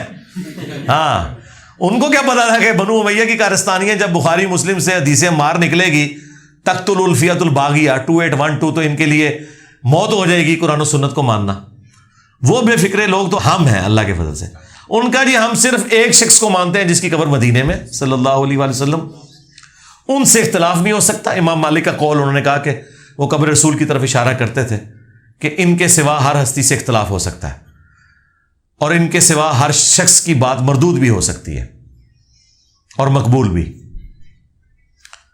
کچھ مسئلے میں نے ڈسکس کیے تو وہ انہوں نے مانا کہ ہاں یہ اہل حدیث فرقے میں بھی یہ والی خرابیاں ہیں, لیکن ان پرنسپل میں آپ کے ساتھ ہوں کہ آپ ٹھیک کہہ رہے ہیں. تو یہ میرے لیے بڑی بات تھی, کیونکہ دیوبند بریلوی یہ نہیں کہتے تھے کہ ہمارے فرقے میں خرابیاں اور ہم آپ کے ساتھ ہیں. یہ اہل حدیث میں ہی حوصلہ تھا, انہوں نے کہا کہ بھائی بالکل یہ غلط ہو رہا ہے, ہم آپ کے ساتھ ہیں. اچھا, وہ کچھ عقیدے کے مسئلے تھے, کچھ فروعی مسائل تھے, اور کچھ ایسے مسائل تھے جن میں ان کی تحقیق نہیں تھی, یا وہ ضد میں ماننا نہیں چاہ رہے تھے, داڑھی مٹھی کے بعد کاٹنے کا مسئلہ, یہ وہ. بعض نے کہا کہ میں مطلب مدینہ یونیورسٹی سے پڑھا ہوں لیکن میں اتنا بڑا محقق نہیں ہوں، تو آپ کسی محقق اہل حدیث عالم کو ملیں۔ پھر اس نے چند بڑے علماء کے نام بتائے، میں نے ان لوگوں سے بھی رابطہ کیا۔ بہرحال جس بندے سے بھی میں رابطہ کروں نا تو مجھے سب لوگ ایک ہی بندے کا نام بتائیں کہ آپ کے مطلب کا جو بندہ ہے نا وہ والا بندہ ہے، آپ اسے ملیں، اس کے علاوہ آپ کی تسلی کسی بندے سے نہیں ہونی۔ وہ بندہ ایسا ہے جو آپ کے ہر مسئلے کا حل کر سکتا ہے، اور وہ بندہ بھی مولوی نہیں ہے، وہ آپ کی طرح بڑے شوق سے پڑھا ہے اور اس نے BA کی ڈگری کی، اس کے بعد وہ دین کی لائن پہ آیا، پھر اس نے علماء والی ڈگری بھی حاصل کر لی، لیکن وہ بندہ بڑا اوپن مائنڈڈ ہے، اور وہ ہے شیخ زبیر علی زئی رحمہ اللہ تعالی، ہمارے اگلے استاد، تیسرے استاد ڈاکٹر اسرار صاحب، اور اس کے بعد پیر نصیر الدین صاحب، اور پھر شیخ زبیر علی زئی صاحب۔ باقی وہ پرانے استاد ان کو ہم اب بھی مانتے ہیں، ڈاکٹر طاہر قادری صاحب ہوں، الیاس قادری صاحب ہوں، غلام حسن سعیدی صاحب ہوں، سب سے کچھ نہ کچھ حاصل کیا ہے۔ لیکن یہ اس راہ حق کے سفر میں جو تیسرے استاد بڑے سامنے آئے، میں نے کہا جی وہ کہاں؟ انہوں نے کہا جی وہ تو ہزروں میں ہوتے ہیں، اٹک میں۔ میں نے کہا اٹک میں ہوتے ہیں؟ تو مجھے نا آلموسٹ کوئی 12-13 سال پرانی اپنی ایک بات یاد آئی۔ جب میں انجینئرنگ یونیورسٹی میں پڑھتا تھا نا تو ہمارے کچھ کلاس فیلو جو تھے وہ اہل حدیث بھی تھے، اور ہم کٹر بریلوی سبز پگڑیوں والے۔ تو جب چھٹی آتی تھی نا تو میں تو جہلم آ جاتا تھا، وہ دور علاقوں کے تھے تو وہ اکثر چھٹیوں میں یا ویکینڈ کے اوپر نا اٹک جایا کرتے تھے۔ اور اس وقت شیخ زبیر علی زئی صاحب کی عمر 35 سے 40 کے درمیان تھی، ینگ ایج میں تھے وہ، اور وہ کبھی اہل حدیث سے بات ہوتی تھی تو وہ کہتے تھے، جب میں کہتا تھا نا یار ہم بھی امام بخاری امام مسلم کو مانتے ہیں، وہ ان کا یار آپ لوگوں نے بخاری مسلم کبھی دیکھی بھی ہے؟ میں نے کہا دیکھی نہیں ہے لیکن ہم مانتے ہیں۔ اور میں نے پہلی دفعہ، وہ ایک اہل حدیث لڑکا تھا جماعت الدعوہ کا امیر، وہ ہم سے 2 سال سینئر تھے، وہ بعد میں پھر کشمیر میں شہید بھی ہو گئے انجینئرنگ یونیورسٹی کے دوران ہی، بڑا وہ لائک اسٹوڈنٹ تھا لیکن بڑا جذبے والا تھا وہ۔ اسی دوران اس ٹائم تو وہ آرام موت مرا، آج میں کہتا ہوں وہ شہید ہو گیا۔ وہ ایک دن مجھے نا اپنے کمرے میں لے گیا، تو میں نے اس کے کمرے میں پہلی دفعہ نا بخاری شریف دیکھی۔ میں نے کہا یار یہ بخاری شریف ہے، اچھا ہم نے نام سنا ہوا تھا۔ تو اب ہم تو چھیڑتے تھے نا ان کو۔ میں نے کہا اچھا بتاؤ گنبد خضرا کے بارے میں تمہارا کیا خیال ہے؟ اور ہمیں پتا تھا وہ کہیں گے غلط ہے، اور ہم کہیں گے یہ گستاخ رسول ہے۔ تو اس نے کہا یار وہ غلط ہے، وہ تو حدیثوں میں منع کیا گیا۔ میں نے کہا بس ٹھیک ہے، تم لوگ گستاخ ہو یہ وہ نا۔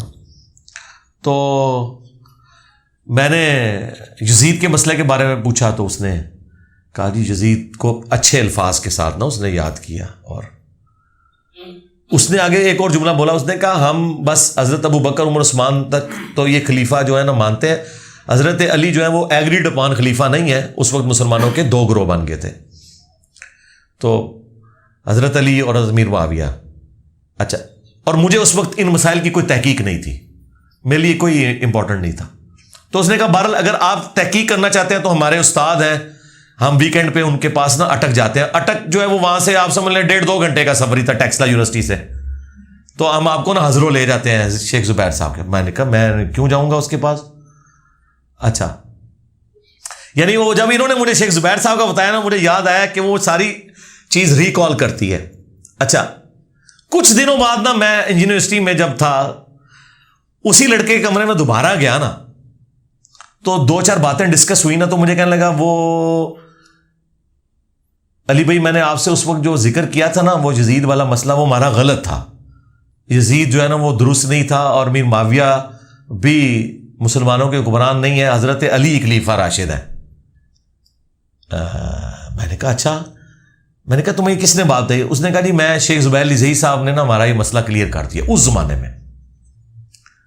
میں آپ کو بتاؤں شیخ صاحب نے اہل حدیث فرقے کی تجدید کی ہے، ٹھیک ہے، اتنے کٹر قسم کے۔ اچھا خیر، پھر میں نے اس کے ساتھ وہ قطع تعلقی کر لی، اور ظاہر ہے کہ ہم اپنے اس فرقے میں اسٹرانگ، ایک دوسرے کو سلام بھی نہیں کرنا، اور وہ بھی مسجد میں نماز نہیں پڑھتے تھے کیونکہ اہل حدیث اپنی جماعت لادا کراتے تھے، حنفیوں کے پیچھے نماز نہیں پڑھتے تھے۔ امام ہمارا دیوبندی تھا یونیورسٹی کا۔ لیکن وہ بندہ اخلاص والا تھا. وہ پھر جہاد ٹریننگ، اس وقت جہاد آپ کو پتہ ہے عروج پہ تھا. حافظ سعید صاحب کا توتی بولتا تھا. یہ 1995-6 کی میں بات کر رہا ہوں. میں 97 میں وہ گیا کشمیر جہاد پہ اور وہیں شہید ہو گیا. یہاں غیبانہ نماز جنازہ بھی اہل حدیثوں نے پڑھا. اچھا ہم اس وقت بریلوی تھے، ہم بڑی خوشیاں منا رہے تھے کہ یار چلو اس منوز سے جان چھوٹی جو ان کا امیر تھا یہاں پہ. کیونکہ وہاں کیا کرتے تھے، نئے اسٹوڈنٹس کو بلاتے تھے اور جماعت الدعوہ والے آپ پتہ ہے دعوت تبلیغ کا کام کرتے تھے. لوگوں کے عقیدے صحیح کرنا، ٹریننگ پہ لے جانا تو یہ ٹھیک ہو جانی نماز سنت کے مطابق. یہ باتیں تو آج میں کر رہا ہوں نا، اس زمانے تو نہیں کرتا تھا. اچھا خیر، جب میں جاب پہ 2002 میں آیا تو 2000 میرا خیال ہے 7-8 کی بات ہے جب میں یعنی ریورٹ ہو کے اہل حدیث کی طرف آیا. اور پھر میں نے 2008 کا اعتکاف جو ہے نا وہ قبا مسجد جو ہے نا I-8 میں، بہت بڑا جماعت الدعوہ کا مرکز ہے اسلام آباد میں، فیض آباد کی بیک سائڈ پہ. وہاں میں نے نا وہاں کوئی 700-800 بندہ اعتکاف کرتا ہے. عورتیں بیسمنٹ میں، مرد اوپر، اور بڑا ان کا وہاں تو ایون جو تراویح کی گیدرنگ ہے وہ بھی ہزاروں میں ہوتی ہے. بڑا اچھے قاری وہاں پہ انہوں نے ہائر کیے ہوتے ہیں. تو وہاں نا میری ملاقات ایک اپنے پرانے کلاس فیلو سے ہوئی اور بعد میں وہ خیر NDC میں بھی آ گیا ہمارے ادارے میں ہی. تو وہ بندہ جب وہاں بیٹھا نا تو وہ بھی اعتکاف بیٹھا ہوا تھا. اس نے جب مجھے دیکھا اس کے تو طوطے ہی اڑ گئے نا. ذریعے ہماری ملاقات ہو رہی ہے 8-9 سال کے بعد، فارغ ہونے کے بعد. کہ چلیں آپ کلاس فیلو تھا میرا انجینئر یونیورسٹی میں. مجھے کہتا ہے یار میں مان ہی نہیں سکتا کہ تم چینج ہو گئے ہو. وہ مجھ نے میرا وہ کٹر دوڑ دیکھا ہوا تھا. تو میں نے کہا یار یہ اللہ تعالیٰ کی کرم نوازی ہے، اللہ تعالیٰ نے توحید تک پہنچایا یہ وہ نا. تو وہ مجھے کہنے لگا کہ وہ ہمارے جو بھائی تھے نا تو وہ آپ کے لیے بڑی دعائیں کیا کرتے تھے. اللہ تعالیٰ کسی کی دعا قبول کر سکتا ہے. اچھا وہ کہتا ہے میں نے اپنے اس بھائی سے کہا کہ تم وہ اتنی نفرت کرتا ہے اور تم، اس نے کہا یار مجھے لگتا ہے اس بندے کو ہدایت مل جانی ہے کیونکہ یہ جتنا اس کے اندر تڑپ کا مادہ ہے، لیکن اس ٹائم تو نہیں ملی. یعنی کدھر 1997 اور کدھر 2008، 11 سال بعد. اسی لیے دعا میں بڑی طاقت ہے، دعائیں لوگوں کے لیے کرنی چاہیے. خیر میں آپ بتا رہا ہوں، وہ پھر شیخ زبیر علی زئی صاحب کا پتہ چلا. ہم پہنچ گئے جی، میرے آفس کے ایک کلیگ تھے، وہ مجھے کہنے لگے کہ جی میرے پاس شیخ زبیر صاحب کے ایک اسٹوڈنٹ کا کانٹیکٹ نمبر ہے جو ہمارے یونیورسٹی میں بھی سینئر تھے اور پھر وہ چھوڑ کے انہوں نے ڈگری بھی مکمل نہیں کی. وہ پھر اس فیلڈ میں آ گئے، انہوں نے پھر مدرسہ بنا لیا اپنا اور تحقیق کرنی شروع کر دی. پھر وہ غامدی صاحب کے ساتھ بھی رہے. انہوں نے نا شیخ زبیر صاحب کا ہمیں موبائل نمبر دیا. اس دوست نے ٹائم لیا تو شیخ زبیر صاحب نے کہا کہ جی آپ نا فلاں دن آ جائیں شام کے وقت. ہم نے خیر اسلام آباد سے نکلے اور یہ تاریخ تھی 28 مئی 2008، یوم تکبیر. یوم تکبیر کو 10 سال ہو چکے تھے. 28 مئی 1998 کو پاکستان نے اٹامک ایکسپلوژنز کیے تھے اور ان کی یہ 10ویں اینیورسری تھی. 28 مئی 2008 کو شیخ زبیر علی زئی صاحب سے ملاقات ہوئی ان کی لائبریری میں. میں نے وہ سارے پوائنٹ نوٹ کیے ہوئے تھے. مٹھی کے بعد داڑھی کاٹنے کا مسئلہ، یزید کا مسئلہ، اور اسی طریقے سے چوتھے دن قربانی کا مسئلہ، وہی جو ہمیں اہل حدیث کے ساتھ اعتراضات ہیں. اب حیران کن بات، ان سارے مسئلوں میں شیخ زبیر علی زئی صاحب کا وہی موقف تھا جو اہل حدیثوں کا نہیں تھا. اچھا اب میں نے کہا میں اس بندے کو کسی ایک جگہ تو مات دوں نا کہ یہاں پہ تم غلط ہو. تو ایک مسئلہ ایسا نکلا اور وہ مسئلہ تھا وسیلہ اور توسل کا. میں نے کہا جی آپ لوگ توسل کو غلط سمجھتے ہیں اور شرک. ان کا نہیں، میں شرک نہیں کہتا، بس ہم اس طرح کے توسل کے قائل نہیں ہیں. میں نے کہا وہ ابن ماجہ میں حدیث ہے نبی الاسلام کے وسیلے سے جو دعا والی. انہوں نے کہا وہ آپ حدیث، انہوں نے حدیث جو میں حدیث کہتا تھا وہ اسی ٹائم عربی نکالتے تھے، کہتے یہ پڑھ. اچھا اس بندے نے کبھی یہ نہیں کہا پڑھ، نہ سولوشن اینڈ پہ وہ خود پڑھتے تھے، کہتے تھے یہ دیکھو آگے الفاظ ہیں، اے اللہ نبی کی شفاعت میرے حق میں قبول کر. تو نبی الاسلام نے اس سے دعا کا وعدہ کیا تھا، حضور سامنے موجود تھے تو دعا کروا لی. اس کو آپ آج کی ڈیٹ میں کیسے ایکسٹراپولیٹ کر سکتے ہیں؟ میں نے کہا بات تو ٹھیک ہے. پھر ان کا چھوڑ دے علی بھائی، وہ علی بھائی مجھے کہتے تھے شیخ زبیر صاحب، وہ کہتے ہیں میں آپ کو بخاری سے ایک حدیث بتاتا ہوں 1010 انا کننا نتوسل الیک بنبینا. یہ میں نے زندگی میں پہلی بار حدیث نا شیخ زبیر صاحب کے پاس کہ حضرت عمر کہتے ہیں کہ اے اللہ جب تک تیرے نبی ہم میں موجود تھے ہم ان کو پیش کرتے تھے, اب تیرے نبی کے چچا کو لائے ہیں. شیخ زبیر صاحب نے کہا دیکھو حضرت عمر کا وہی عقیدہ جو ہمارا ہے کہ آپ نے نیک بندے سے دعا کرانی ہے, ورنہ حضرت عمر حضور کا وسیلہ پیش کر سکتے تھے. مجھے کہتے ہیں آپ بتاؤ. میں نے کہا جی آپ نے مجھے لاجواب کر دیا, اس حدیث کا میرے پاس کوئی جواب نہیں ہے, یہ تو واضح ہے. تو میں نے کہا میرا عقیدہ ثابت ہو نہ ہو, آپ کا عقیدہ ثابت ہو گیا بہرحال ادھر سے. تو یہ ایک مسئلہ تھا. باقی داڑھی کے مسئلے میں انہوں نے کہا میں تو قائل ہوں, میں نے تو مضمون لکھا ہوا ہے. یزید کا مسئلہ وہ جنتی لشکر والوں نے کہا یہ میں نے تو مضمون لکھا ہوا ہے. جو بھی میں بات کروں ان کا یہ دیکھو میں نے تو اس پہ مضمون لکھا ہوا ہے اہل حدیث رسالے میں. میں نے کہا آپ کون سے اہل حدیث ہیں؟ تو وہ کہتے ہیں بھائی میں اپنا ذمہ دار ہوں, میں منہج اہل حدیث کے اوپر ہوں, اہل حدیث فرقے کا کوئی لینا دینا نہیں میرے ساتھ. پھر ان سے دوستی ہوگی, پھر میں نے انہیں قائل کیا. میں نے کہا چونکہ جنتی فرقہ تو اہل حدیث ہے, ہم تو ایک روٹ کر بیٹھے ہوئے تھے, تو نا آپ کے نظریات جو ہے نا وہ قرآن و سنت کے مطابق ہے, تو میں چاہ رہا ہوں میں آپ کا ایک ویڈیو انٹرویو ریکارڈ کروں. تو اس سے پہلے شیخ زبیر صاحب ویڈیو انٹرویو پہ نہیں آتے تھے.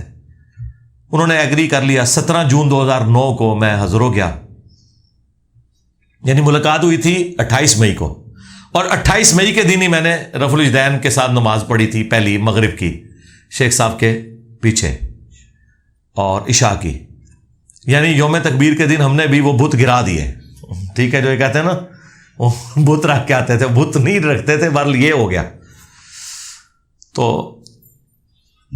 بہرحال ٹائم لیا. 17 جون کو ان سے ملاقات تھی, اس میں میں نے 100 کوسچنز ود شیخ زبیر علی زئی کیے. وہ جو ویڈیو اپلوڈ ہے وہ آپ نے دیکھی ہے ترتیب کے ساتھ, وہ ساری چیزیں. وہ جب ریکارڈنگ ہو گئی تو وہ جب اپلوڈ ہوئی تو اہل حدیث کو تو آگ لگ گئی. انہوں نے کہا کہ یار یہ ٹھیک ہے, یہ باتیں ہماری کمزوریاں تھیں لیکن بتائی نہیں جاتی ساری باتیں. ٹھیک ہے, تو وہی والا چکر تھا, یہ باتیں بتائی نہیں جاتی.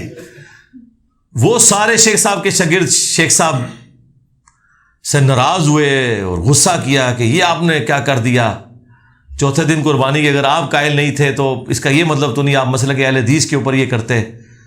تو مجھے بعد میں شیخ زبیر صاحب نے کہا یہ تو یار وہ اسٹوڈنٹ ناراض ہیں. بل میں نے جو کام ڈالنا تھا وہ ڈال دیا, ویڈیو چڑھ گئی.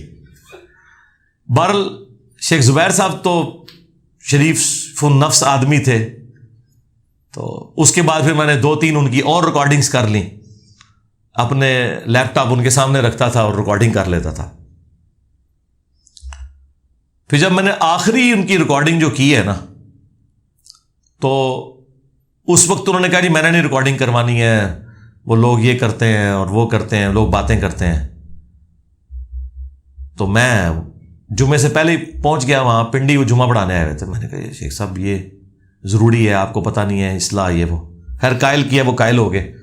وہ ریکارڈنگ بھی ان کی ہو گئی. وہ 35 کوسچنز, 40 کوسچنز, 20 کوسچنز, 100 کوسچنز. بل کوئی اہل حدیث فرقے دا لک میں پان دیتا. ٹھیک ہے, اور نیک نیتی کے ساتھ, اہل حدیث کو گمراہ سمجھتے ہوئے نہیں, حق پہ سمجھتے ہوئے کہ ان کی اصلاح کرنی چاہیے. جس طرح مجھے بریلویوں کی اصلاح کا شوق ہوا, پھر دیوبندیوں کی اصلاح کا شوق ہوا, اور شوق میرا نکل گیا. اہل حدیث کی اصلاح کا بھی شوق تھوڑے عرصے بعد وہ بھی نکل گیا. جب یہ ہوا تو اب بڑے یعنی حالات و واقعات میرے لیے تکلیف دہ ہونا شروع ہو گئے. یعنی اہل حدیث بھی نفرت کرنا شروع ہو گئے کہ یہ تو ہمارے فرقے کو بدنام کر رہا ہے, یہ کر رہا ہے. اور میں یعنی پورے اس پیشن پہ تھا کہ ان کی اصلاح میں نے کرنی ہے. یہ تجدیدی کام جو ہے نا یہ میرے ہاتھوں ہی ہونا ہے. لیکن وہ اہل حدیث فرقے کی بدقسمتی کہ وہ آپریشن کے دوران فوت ہو گئے. یعنی اہل حدیث فوت ہوئے, مجھے تو کوئی نقصان نہیں ہوا, فرقہ ہی فوت ہو گیا بچاتے بچاتے. میں نے کوشش کی کہ بائی پاس ہو جائے, وہ فرقہ فوت ہو گیا. بہرحال وہ فرقہ فوت ہو گیا, اور اللہ تعالیٰ نے ان کی عوام کو اس پلیٹ فارم کے ساتھ اٹیچ کر دیا الحمدللہ. اچھا, یہ ریکارڈنگز جب ہوئی تو مجھے آئیڈیا ہو گیا کہ ہم فرقے کی آواز بلند نہیں کر سکتے. میں نے پمفلٹ پہ پہلے دن سے لکھا ہے اہل سنت کا لفظ, اور شیخ زبیر صاحب کہتے تھے کیوں لکھتے ہو؟ میں نے کہا اس لیے کہ اہل حدیث لفظ بدنام ہے, ہم اہل سنت کے منہج پہ ہیں, آپ بھی خود کہتے ہیں. اس کے بعد سے شیخ زبیر صاحب بھی اپنے آپ کو اہل سنت بریکٹ میں اہل حدیث لکھا کرتے تھے نئے رسالوں میں. میں نے کہا یہ آپ نے نام ان کو دے دیا ہوا ہے حنفیوں کو، اہل سنت تو اہل حدیث ہیں. خیر ہماری جو جہلم میں جو مسجد تھی جامعہ عصریہ میں، وہاں میں نے نماز پڑھنی شروع کر دی. آہستہ آہستہ جو میرے بریلویت کے زمانے کے دوست تھے ان کو میں گھر میں لے آتا تھا، اور ہفتے والے دن ہم عشاء کے بعد بیٹھتے تھے 2-2 3-3 گھنٹے. جو 3-4 میرے قریبی دوست تھے ایک ایک کر کے سارے ریورٹ ہونا شروع ہوئے. اور پھر اسی دوران 1-2 اہل حدیث کی مسجد میں میرے درس بھی شروع ہو گئے، وہ میں نے کرنا شروع کر دیے. اور اہل حدیث اس چکر میں تھے کہ چلو یار دعوت و تبلیغ کا کام ہم نے خود تو نہیں کرنا، جو کوئی کر رہا ہے تو اسے ہم سپورٹ کریں. لیکن ظاہر ہے کہ میں ان مسئلوں میں تو ہارڈ لائنر تھا جس میں اہل حدیث غلط تھے، اور میں اعلانیہ کہتا تھا کہ یہ چیز غلط ہے. لیکن اس زمانے میں میری ویڈیوز ریکارڈ نہیں ہوتی تھی، مسجدوں میں درس دیتا تھا. یہ تو دماغ میں نہیں تھا کہ اللہ تعالیٰ نے اتنے بڑے کام کے لیے اٹھانا ہے. تو بس یہی تھا کہ اپنے قریبی علاقوں میں رمضان شریف کا مہینہ آیا تو افطاریوں میں درس کا ارینج کیا، اور یہ سارے سلسلے شروع ہوئے. میلاد کا مہینہ آ گیا، جامعہ عصریہ میں ہی میں بیٹھا ہوا تھا، تو کچھ ہمارے بھائی جو نئے نئے چینج ہوئے ان کو بریلویوں نے کہا کہ یہ ابن تیمیہ کا حوالہ لے جاؤ، میلاد ثابت ہوتا ہے. مجھے انہوں نے لا کے ابن تیمیہ کی عبارت اقتداء الصراط المستقیم کی وہ دکھائی کہ جی میلاد منانا اگرچہ بدعت ہے لیکن حسن نیت پہ ثواب ملے گا. تو انہوں نے کہا دیکھو یہ تو ابن تیمیہ بھی قائل ہے کہ میلاد بدعت ضرور ہے لیکن چونکہ اس کے پیچھے نیت ثواب کی ہے تو. اور میں نے کہا یار یہ ہم نہیں مانتے اس طرح کے میلاد کو، میلاد وہی ہے جو مسلم شریف میں لکھا ہے کہ سوموار کا روزہ. اس نے کہا جی ابن تیمیہ بھی غلط ہے، ایسی تیسی ابن تیمیہ کون ہوتا ہے. اچھا پھر مجھے یاد آیا کہ جب ہم دیوبندی ہوئے تھے تو مجھے ایک دیوبندی عالم جو انڈیا کے تھے انہوں نے کتاب لکھی کیا ابن تیمیہ اہل سنت ہے، وہ ایک دیوبندی نے گفٹ کی تھی جس میں ابن تیمیہ کے وہ عقیدے لکھے ہوئے تھے جو بریلوی دیوبندیوں والے تھے. کیا ابن تیمیہ اہل سنت تھے؟ تو وہ کتاب میں نے نکال کے پڑھی اور چاند ایک عبارتیں میں نے وہ مکتبۃ الشاملہ سے نکالی اور میں نے وہ شیخ زبیر علی زئی صاحب کو بھی بھیجی. پہلے ان سے میں نے پوچھا کہ اگر کوئی یوں کہے تو انہوں نے کہا یہ ابن عمر کو بدتی کہنا اور یہ باقی سب، انہوں نے کہا غلط ہے. میں نے کہا تو ابن تیمیہ نے لکھا ہے، انہوں نے کہا ہو ہی نہیں سکتا. تو جب دیکھا انہوں نے شام کو مجھے فون کیا، کہتے ہیں یار واقعی لکھا ہوا ہے اس نے. یعنی ابن تیمیہ کی یہ والی باتیں میں نے شیخ زبیر صاحب کو بتائی. ہمارے جیل میں ان کے شاگرد تھے شیخ غلام مصطفیٰ ظہیر صاحب امن پوری حافظہ اللہ، زندہ ہیں، فوت نہیں ہوئے ابھی، رحمہ اللہ نہیں ہوئے، شکر ہے ابھی ان کے چانس ہیں ہدایت کے انشاءاللہ. تو وہ ان کو بھی میں نے باتیں دیں، ان کو پتہ چل گیا کہ یار یہ تو ہمارے فرقے کے اوپر جو ہے نا وہ ضرب لگانے کے چکروں میں. تو انہوں نے لوگوں کو منع کیا، انہوں نے کہا یہ جو ہے نا، انہوں نے پہلے تو مجھے کہا کہ یہ تم کس چکر میں ہو، اہل حدیث کی غلطیاں کیوں. میں نے کہا جی میں نے تو اصلاح کرنی ہے. ان کا اصلاح کرنی ہے اگرچہ ان کے سارے نظریات وہی تھے، وہ بھی ایک مجلس کی 3 طلاقوں کو 3 ہی مانتے ہیں غلام مصطفیٰ ظہیر صاحب، وہ بھی چوتھے دن قربانی کے قائل نہیں، لیکن اس کو اعلانیہ نہیں کرتے تھے. میں 4-5 گھنٹے فجر سے لے کے 11 بج جاتے تھے جامعہ عصریہ میں، ہم دونوں بیٹھ کے میں اسے سارے مسئلے ڈسکس کرتا تھا. پھر ان کے گھر بھی چلا جاتا تھا کیونکہ وہ شیخ زبیر صاحب کے اسٹوڈنٹ بھی تھے، ان کے منہج پہ بھی تھے. تو ہماری بڑی انڈرسٹینڈنگ تھی. ناسبی کا لفظ میں نے پہلی دفعہ غلام مصطفیٰ ظہیر صاحب کے منہ سے سنا تھا. انہوں نے تو سوچا بھی نہیں تھا کہ ایک دن آئے گا کہ ساڑھے پورے فرقے نو یہ ناسبی کہہ رہا ہوئے گا. تو میں نے وہ فیض عالم صدیقی کا ذکر کیا، یہاں پہ ایک ناسبی تھا جیلم میں، وہ قتل ہو گیا، 80s کی بات ہے. تو میں نے کہا یہ آپ کے وہابی تو اس طرح علماء، انہوں نے کہا نہیں وہ تو ناسبی تھا. میں نے کہا ناسبی کون ہوتے ہیں؟ ان کا یہ جو حضرت علی سے بغض رکھتے ہیں. اور مجھے یاد ہے مجھے غلام مصطفیٰ ظہیر صاحب نے وہ 2008 میں کہا، ان کا بھائی علی بھائی ہم تو مولا علی کے ساتھی ہیں، تو ہم مولا علی کے ماننے والے ہیں، ہم ناسبی نہیں ہیں. یزید کو بھی ہم اچھا نہیں سمجھتے. بعد میں میری ضد میں آگے کچھ شروع ہو گیا سلسلہ، لیکن بہرحال اندروں انہوں نے سب کچھ پتا ہے، اس زمانے میں بھی پتا تھا. خیر انہوں نے اپنے قریبی لوگوں کو کہا کہ اس کو سنبھال لو، یہ بندہ بہت خطرناک بلکہ خطرے ناک ہونے والا ہے بعد میں. تو لیکن میں تو کسی کے کہنے میں نہیں تھا الٹیمیٹلی. حالانکہ میں انہیں خود وہ جہاں درس دیتے تھے میں موٹر بائک پہ لے کے جایا کرتا تھا ساتھ، پھر گھر بھی چھوڑ کے جاتا تھا. ایک دن مجھے کہنے لگے یار دیکھو یہ جو تم کام کر رہے ہو نا اس سے پیچھے ہٹو. میں نے بھی اہل حدیث کی نا کوشش کی اصلاح کی، میں نے مضمون لکھ دیا. وہ غم حسین والا ایک مضمون انہوں نے لکھا تھا جس میں حضرت عائشہ نے جو ماتم کیا تھا حضور کی وفات کے اوپر. انہوں نے کہا حدیث تو ٹھیک ہے لیکن بعد میں انہیں شرمندگی تھی تو اہل حدیث ناراض ہو گئے تھی, تجھے مننے کیوں ہو کہ حدیث ہے وہ, ٹھیک ہے. اور دوسرا انہوں نے کہا یہ جو جنازے میں ایک طرف سلام پھیرنے والا جو میں نے مسئلہ لکھا ہے تو میرے 50 رسالے بند ہو گئے, کیونکہ انہوں نے کہا کہ کیونکہ اہل حدیث تو دو طرف ہی پھیرتے ہیں, حالانکہ علماء عرب ایک طرف پھیرتے ہیں. تو مجھے کہنے لگے یار یہ ان کا مزاج بڑا سخت ہے تو ان کی اصلاح کی, لیکن ان کو کیا پتا تھا میرا مزاج تو ان سے بھی زیادہ سخت ہے. الٹیمیٹلی نا وہ پھر یہ حالت ہوگی کہ میں سلام کرتا تھا, وہ سلام کے جواب بھی دینا بند ہو گئے. تو اور انہوں نے کہا یار یہ بندہ جو ہے بہت خطرناک ہے.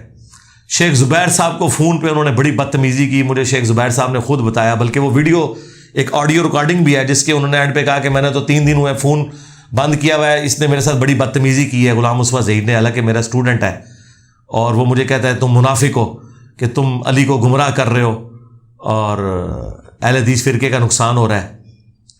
حالانکہ شیخ زبیر صاحب کو تھوڑا بہت گمراہ میں نے کیا تھا, انہوں نے نہیں صرف مجھے گمراہ کیا, میں نے بھی انہیں گمراہ کیا تھا جو ابن تیمیہ کی باتیں بتائی تھیں اور کچھ چیزیں اور انورٹڈ کاماز میں. بہرحال وہ شیخ زبیر صاحب کو تو پتہ چل گیا, پھر بڑے بڑے علماء ان کو فون کرنا شروع ہو گئے کہ جی یہ آپ کیا کر رہے ہیں, آپ اس کی پشپنائی کر رہے ہیں, آپ اس کے خلاف مضمون لکھیں. انہوں نے کہا وہ حدیثیں ہی بیان کرتا ہے, اور ابھی تک تو میں کھل کے سامنے آیا بھی نہیں تھا. تو کیونکہ مجھے ابھی خود بھی کئی چیزیں اتنی کلیئر نہیں تھی بنو امیہ کے حوالے سے. یزید تک تو مسئلہ کلیئر تھا, حضرت معاویہ تک بھی موٹا موٹا کلیئر تھا, باقی تو مجھے چیزیں نہیں پتہ تھی. تو ان کو علماء نے کہا کہ جی آپ, تو میں نے شیخ زبیر صاحب سے کہا, میں نے کہا جی میں تو اپنے راستے سے پیچھے نہیں ہٹ سکتا, تو یہ ہے کہ آپ میرے ساتھ نا قطع تعلق ہی کر لیں, اب ہم قیامت والے دن ملیں گے انشاءاللہ. تو آخری ملاقات میری ان کی وفات سے سال پہلے ہوئی تھی, سال نہیں تقریباً 1.5 سال پہلے, جون 2012 میں انہوں نے G10 میں جمعہ پڑھایا تھا اہل حدیث کی مسجد میں. اس کے بعد پھر فون پہ بھی چونکہ انہوں نے کہا کہ یار, پھر میں نے کہا آپ مولوی جب آپ کو رابطہ کریں گے, میرا اسے رابطہ ہی کوئی نہیں ہے, تو آپ کو جھوٹ بھی نہیں بولنا پڑے گا اور آپ پہ کوئی دباؤ بھی نہیں ڈالے گا کہ اس کو سمجھائیں.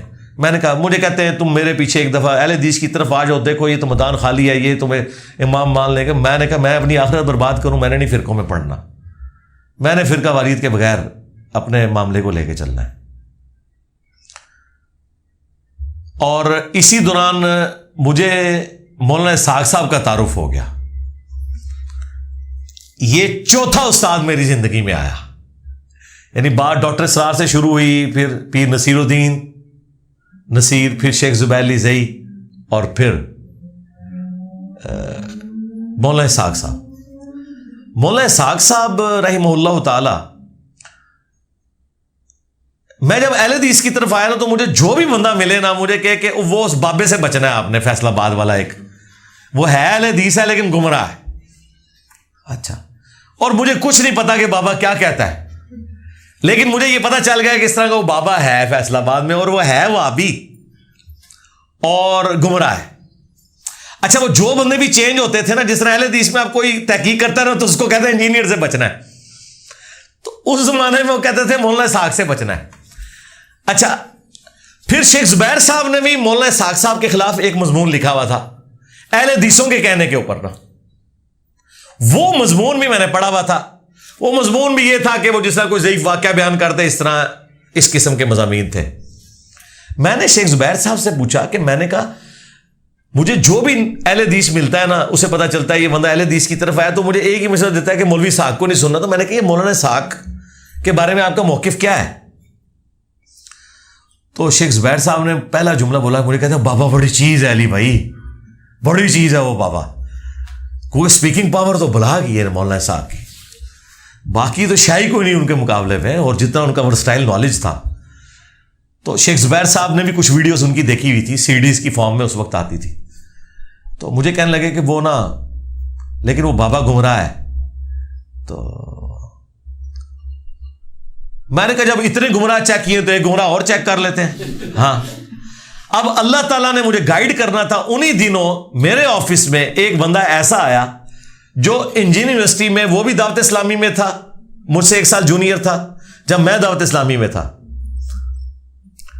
اور وہ مولانا اسحاق کو ملنے جا رہا تھا. وہ مجھے دیکھ کے حیران ہوا کہ میں اہل حدیث ہو چکا ہوں اور وہ اہل حدیث سے بھی آگے جا چکا ہوا ہے. تو نا وہ جب اس نے مجھے کہا، میں نا وہ ایک بہت بڑے اس دور کے عالم دین ہے فیصل آباد میں، بہت بڑے اسلامک اسکالر ہیں، تو میں انہیں ملنے جا رہا ہوں. میں نے کہا کون؟ تو کہنے لگے وہ مولانا اسحاق صاحب ہیں. میں نے کہا یہ وہ جو بابا جی ہیں؟ کہتے ہیں ہاں. اچھا. کہتے ہیں آپ نے سنا؟ میں نے کہا ان کے بارے میں نے سنا ہوا ہے، لیکن آپ جا رہے ہو نا کچھ سیڈیز ان کی لے آنا وہاں سے، تو میں نا وہ دیکھوں گا.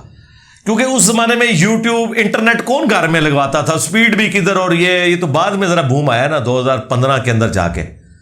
تو اور مجھے اتنا پتا بھی نہیں تھا کہ یوٹیوب چینل بھی اس طرح کی کوئی ویڈیوز بھی، یہ ایک چینل بھی جو بنایا تھا وہ ہمارے کسی اسٹوڈنٹ نے بنایا تھا، وہی اپلوڈ کرتا تھا. میں نے کبھی یوٹیوب یوز بھی نہیں کیا تھا.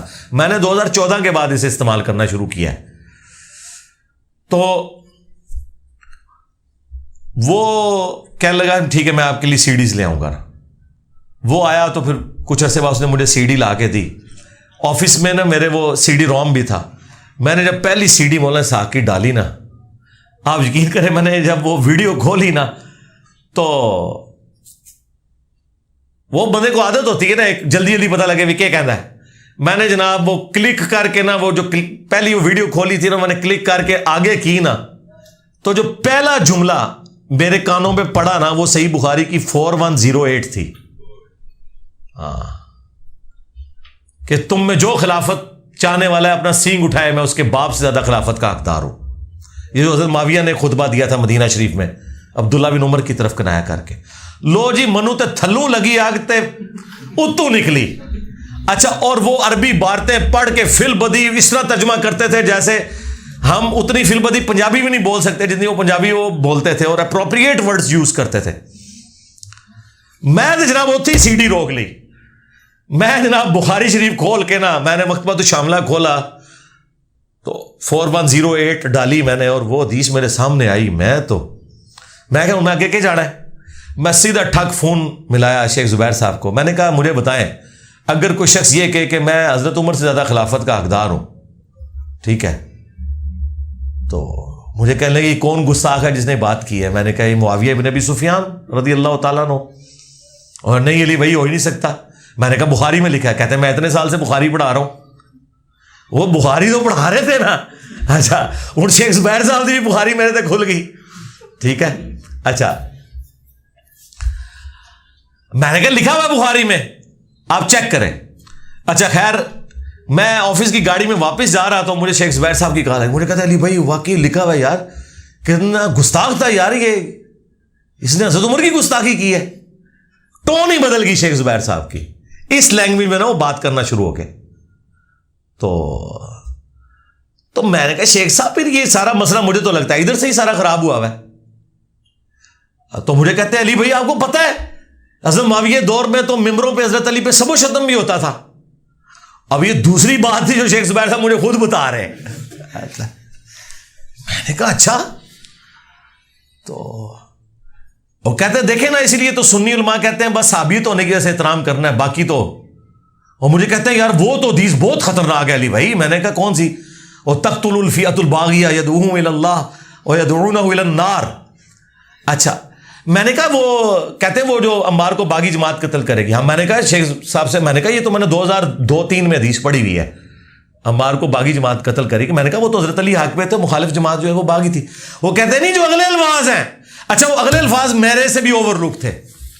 مجھے اتنا پتا تھا کہ عمار کو ایک باغی جماعت قتل کرے گی، کیونکہ مسلم میں اتنی حدیث ہے، بخاری میں نا.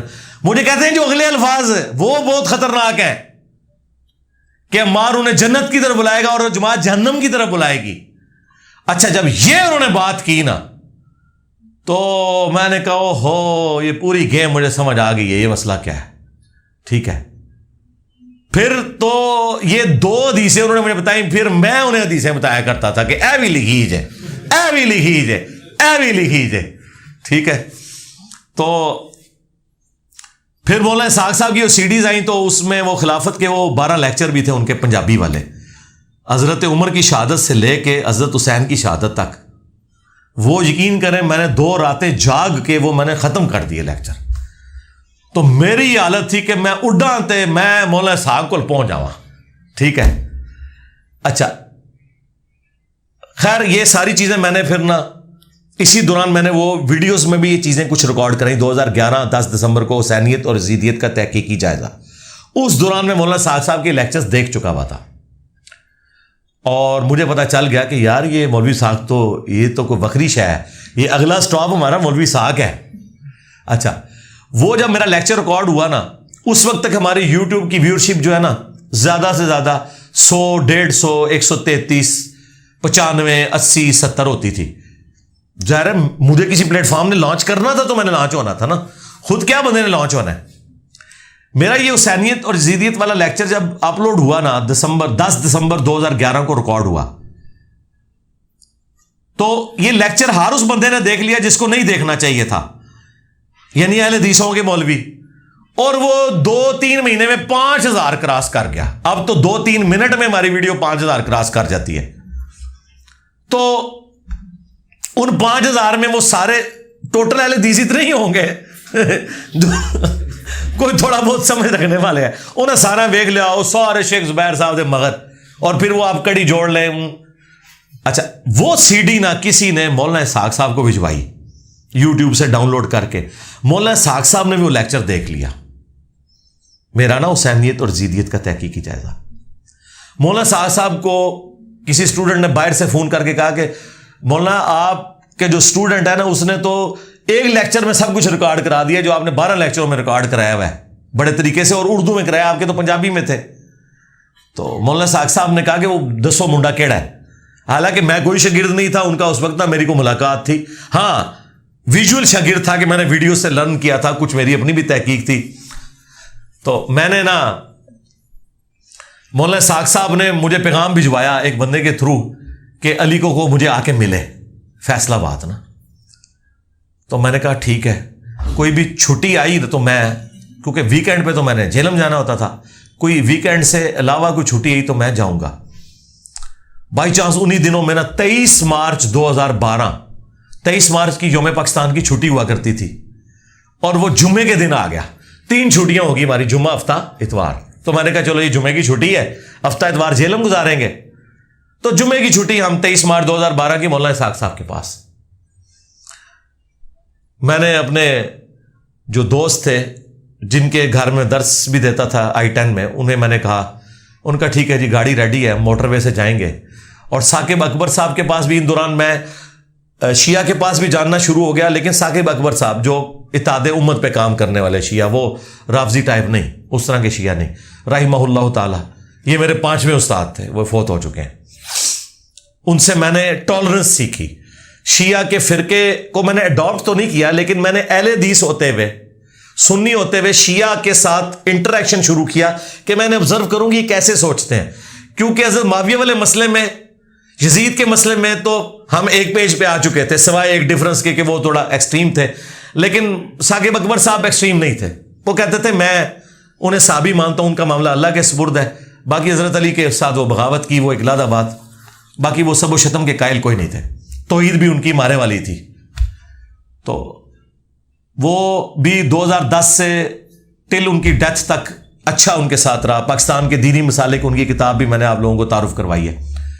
تو مولانا اسحاق صاحب کے وہ بھی بڑے عاشق تھے, انہوں نے کہا کہ جب بھی تم گئے مجھے بھی لے کے جانا, انہیں بھی ہم ساتھ لے گئے. ایک سوال, وہ 40 کوسچن بھی مولانا اسحاق میں اینڈ پہ جا کے ان کا بھی ریکارڈ ہے آڈیو میں, یعنی وہ پیچھے بیٹھے ہیں, میں ویڈیو میں تو میں بھی نہیں نظر آ رہا, میری آواز ہے کیونکہ کیمرہ ایک تھا نا. 23 مارچ 2012 کو ہماری ملاقات ہوئی, اور یہ ریکارڈنگ جمعے سے پہلے ہو چکی ہوئی تھی, چونکہ ہم صبح پہنچ گئے تھے وہاں 10:30 بجے. کیمرہ مین کو انہوں نے بلا لیا, میں نے 40 کوسچنز لکھے ہوئے تھے, اور وہ میں نے وہی زیادہ تر یہ سنی شیعہ کنفلکٹ پہ کیے. سرکار وہ جو 40 کوسچنز ہیں نا, وہ علم کا وہ شاہکار خزانہ ہے. وہ آپ جب بھی دیکھیں گے نا آپ کو نئی بات ہی اس میں سے پتہ چلے گی. 10 دفعہ تو میں دیکھ چکا ہوں خود, ہر دفعہ میں کہتا ہوں یار یہ مولانا صاحب نے یہ جو ایک چھوٹا سا جملہ بولا تھا, اچھا یار یہ بہت بڑی بات تھی, یہ اس سے ریلیٹ ہوتی ہے. اس وقت تو ہم کیجول, ظاہر ہے کہ مجھے ٹینشن تھی, میں نے سوال بھی پورے کرنے 1.5 گھنٹے میں, جواب بھی. ہر دفعہ وہ کوئی نہ کوئی جملہ اور ایسا چھکا مارتے تھے کہ جناب وہ بات صرف مولانا صاحب کے دماغ میں ہی آتی تھی. تو وہ ریکارڈنگ, وہ میری پہلی اور آخری ملاقات تھی, اس کے بعد میری ان سے ملاقات نہیں ہوئی. اور بہرحال علی الحسن نقوی صاحب کی تو روزانہ ہی فون پہ بات ہوتی تھی مولانا اسحاق صاحب کے ساتھ, اور اگر خدا نخواستہ ان کی وائف فون اٹھا لے تو ان کو کافی بےعزتی بھی کروانی پڑتی تھی کیونکہ 1.5 گھنٹہ ضائع کرتے تھے.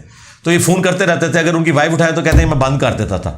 مولانا اسحاق اٹھا لے تو وہ تو آپ کو پتہ شوقین مزاج تھے. آپ کو بندہ فون پہ کر رہا ہے 1.5 گھنٹہ وہ سوالوں کے جواب ہی دے رہے ہیں.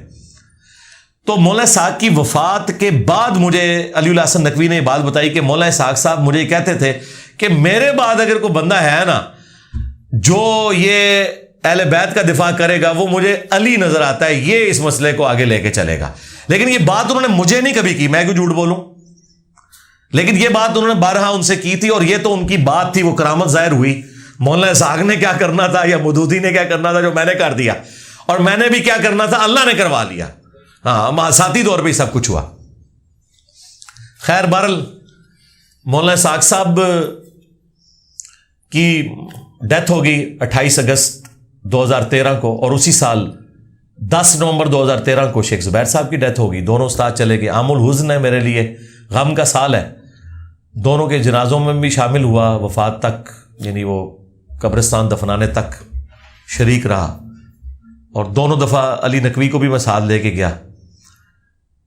اور شیخ زبیر صاحب سے میں نے تعارف کرایا علی اللہ حسن نقوی کا, اور مولانا اسحاق صاحب کے ساتھ تو وہ ویسے ہی تھے, تو وہ ان سے پھر کافی ساری چیزیں.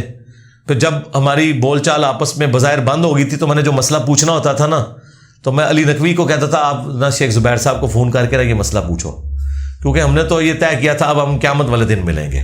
اور یہ ساری نوست یہ اہل حدیث مولویوں کی وجہ سے تھی, کیونکہ وہ انہیں تنگ کرتے تھے. تو وہ جان اسی طرح ہی چھڑا سکتے تھے کہ میرا اس سے کوئی رابطہ نہیں ہے, اور واقعی وہ رابطہ کرتے بھی نہیں تھے. اور شیخ زبیر صاحب کو بھی نہیں پتا ہوتا تھا کہ میں پوچھوا رہا ہوں یہ مسئلہ. علی نقوی کو کہتا تھا تم اپنے اینڈ سے پوچھو. بہرحال یہ سارے معاملات اس حوالے سے چلتے رہے. مولانا اسحاق صاحب سے جب میں مل کے نکلا نا, تو میں یہ نہیں کہتا ہوں کہ 2012 میں 23 مارچ سے پہلے جو انجینئر محمد علی مرزا تھا نا, اور 2012 23 مارچ کے بعد کا جو انجینئر محمد علی مرزا ہے, زمین و آسمان کا فرق ہے. مولانا اسحاق صاحب سے میں نے 2 ایسی چیزیں سیکھی ہیں جو کسی اور نے نہیں مجھے سکھائی. ایک تو یہ ہے کہ بیٹا جس سے بھی اختلاف ہو جائے اسے کافر نہیں کہنا, علمی اختلاف کر لینا ہے. اور دوسرا نماز ساروں کے پیچھے پڑھنی ہے. یہ میں ٹیکنیکلی قائل ہوا, ورنہ جتنا عرصہ میں بریلوی تھا میں اہل حدیثوں کے پیچھے نماز نہیں پڑھتا تھا, اور جب کٹر اس طرف گیا تو میں بریلویوں کے پیچھے نمازیں پڑھنا چھوڑ گیا تھا. کہیں مجبوراً ہو جائے تو پڑھ لی, ادروائز میں نہیں پڑھتا تھا.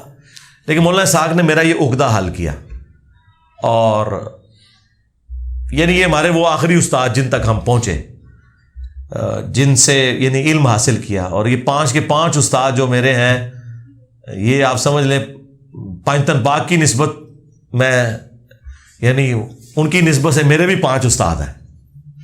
ڈاکٹر اسرار صاحب, پیر نصیر الدین صاحب, اور اس کے بعد شیخ زبیر علی زئی صاحب, اور ثاقب اکبر صاحب, اور مولانا اسحاق صاحب رحمہم اللہ اجمعین ورضی اللہ عنہم اجمعین وعلیہم السلام اجمعین آمین. ہم تو دعا ہی کر سکتے ہیں جی آج کے اس دن 100 نمبر پبلک سیشن میں, جہاں اپنے اسٹوڈنٹس کو یاد کیا جو فوت ہو چکے ہیں, تو اپنے استادوں کو بھی یاد کرنا چاہیے. میں تو روزانہ انہیں دعاؤں میں یاد رکھتا ہوں, اور ان کی تعلیمات ویڈیوز کی شکل میں جتنی تھیں وہ اللہ کا شکر ہے استفادہ ہے. ہم نے ویلیو ایڈیشن کر کے ان کو مزید بہتر انداز میں لوگوں تک پہنچایا. تو یہ فرقہ واریت کا بند بھی ٹوٹ گیا مولانا اسحاق صاحب کی وجہ سے, ٹالرنس بھی آ گئی, اور یہ والے مسائل بھی کلیئر ہو گئے. فرقہ وارانہ جو ایک ایشو تھا سنی شیعہ کنفلکٹ پہ, جتنا بڑا کام مولانا اسحاق نے کیا ہے اسلامک ہسٹری میں کسی نے نہیں کیا میرے علم کی حد تک. مولانا مودودی نے بھی ایک خاص حصے کو پکڑا ہے نا, خلافت و ملوکیت, لیکن باقی زیادہ تر مسائل ہمارے حل کیے ہیں مولانا اسحاق صاحب نے.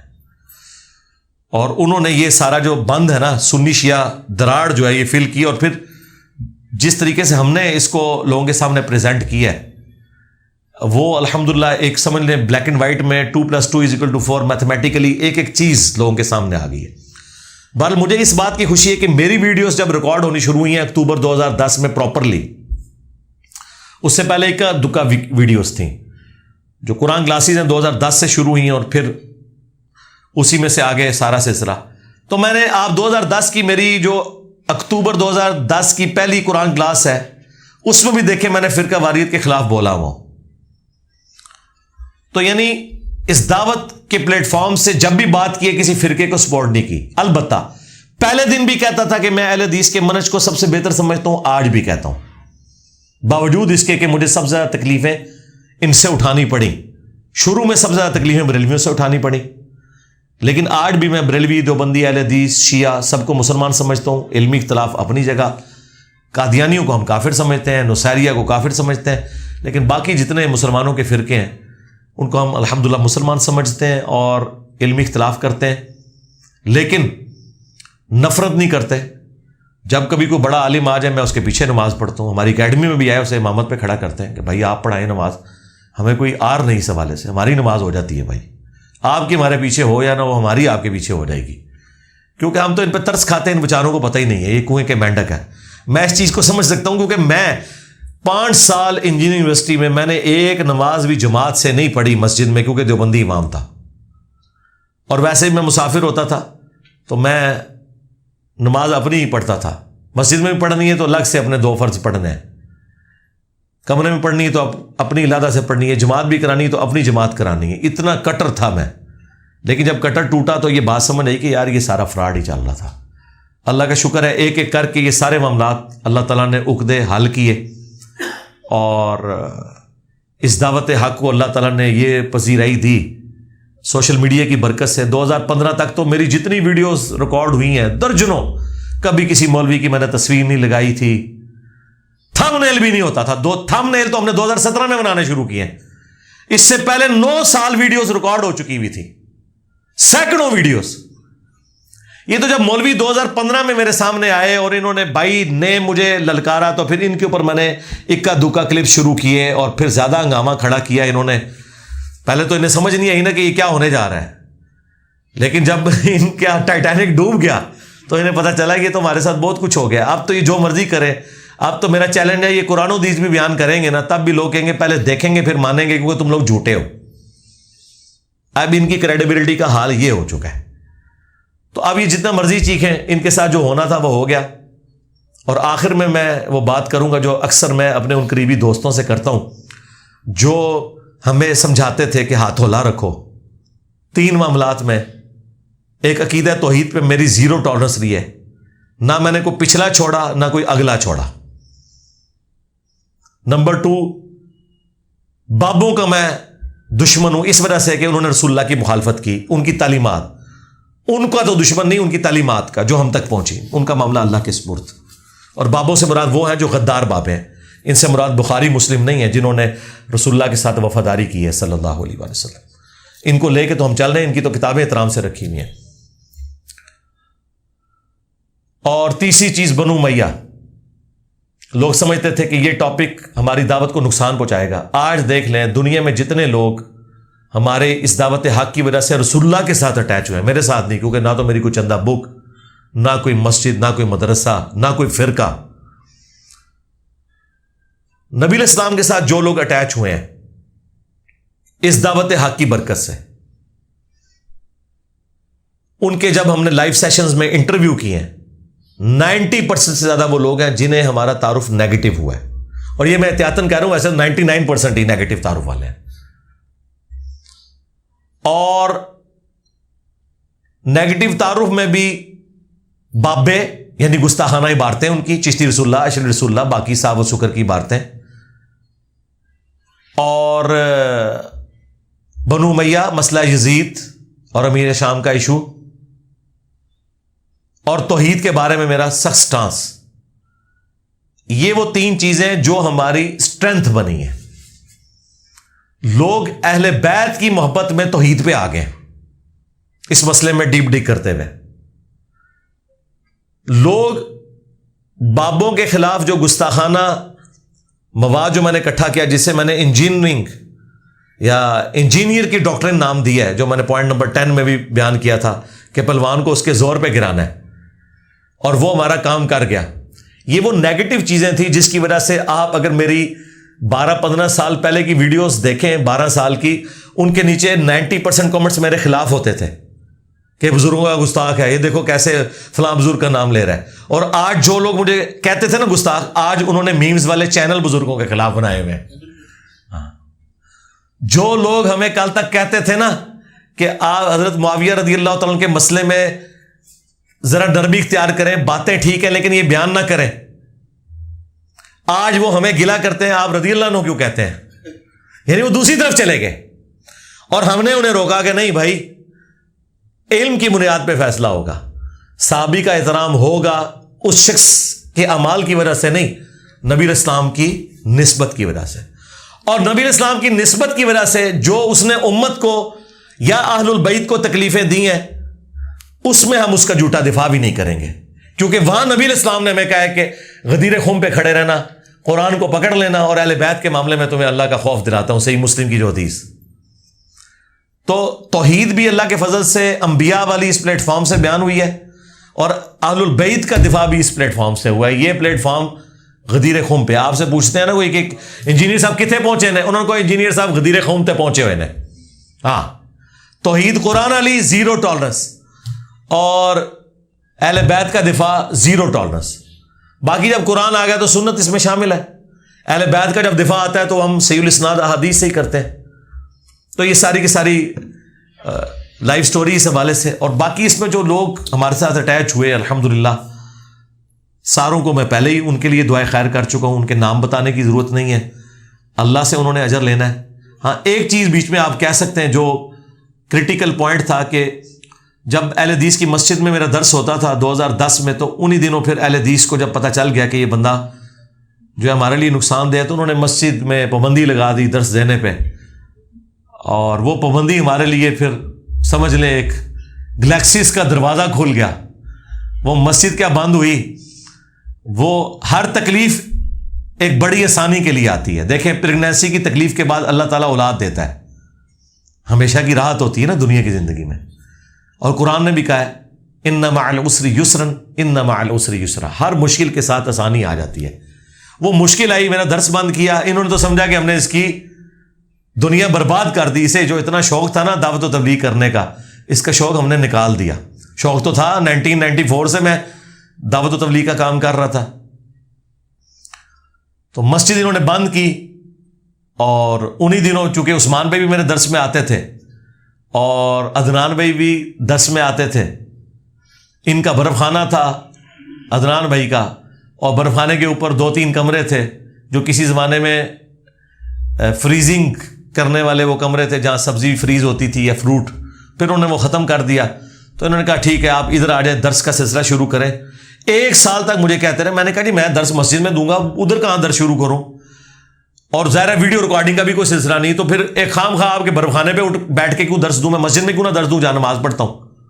بعد جب مسجد میں درس بند ہوا نا، اس کے بعد جب یہ لوگ آئے نا، تو پھر عثمان بھائی نے مجھے کہا کہ نہیں علی بھائی ہمیں درس اب مسجد میں تو نہیں دیں گے، درس تو دینا ہے۔ میں نے کہا یار میں گھر میں دے رہا ہوں، لیکن گھر میں بھی بندے پورے نہیں آتے تھے، چھوٹی سی بیٹھک، زیادہ تھا 20-25 بندے، اور وہ 35-40 لوگ ہو گئے۔ تو پھر میں نے ایگری کیا کہ ٹھیک ہے وہاں شروع کریں گے، اور پھر اسی دوران اللہ نے ایک کلک کیا، کیونکہ ایک بھائی نے 720085 یوٹیوب پہ چینل بنا دیا تھا، اس نے کہا جی آپ ویب کیم پہ ریکارڈنگ کر کے مجھے دے دیا کریں، ہفتے بعد میں اپلوڈ کر دیا کروں گا۔ مجھے تو یوٹیوب بھی، میرے گھر تو انٹرنیٹ بھی نہیں تھا اس زمانے میں، آج کا زمانہ نہ سمجھے۔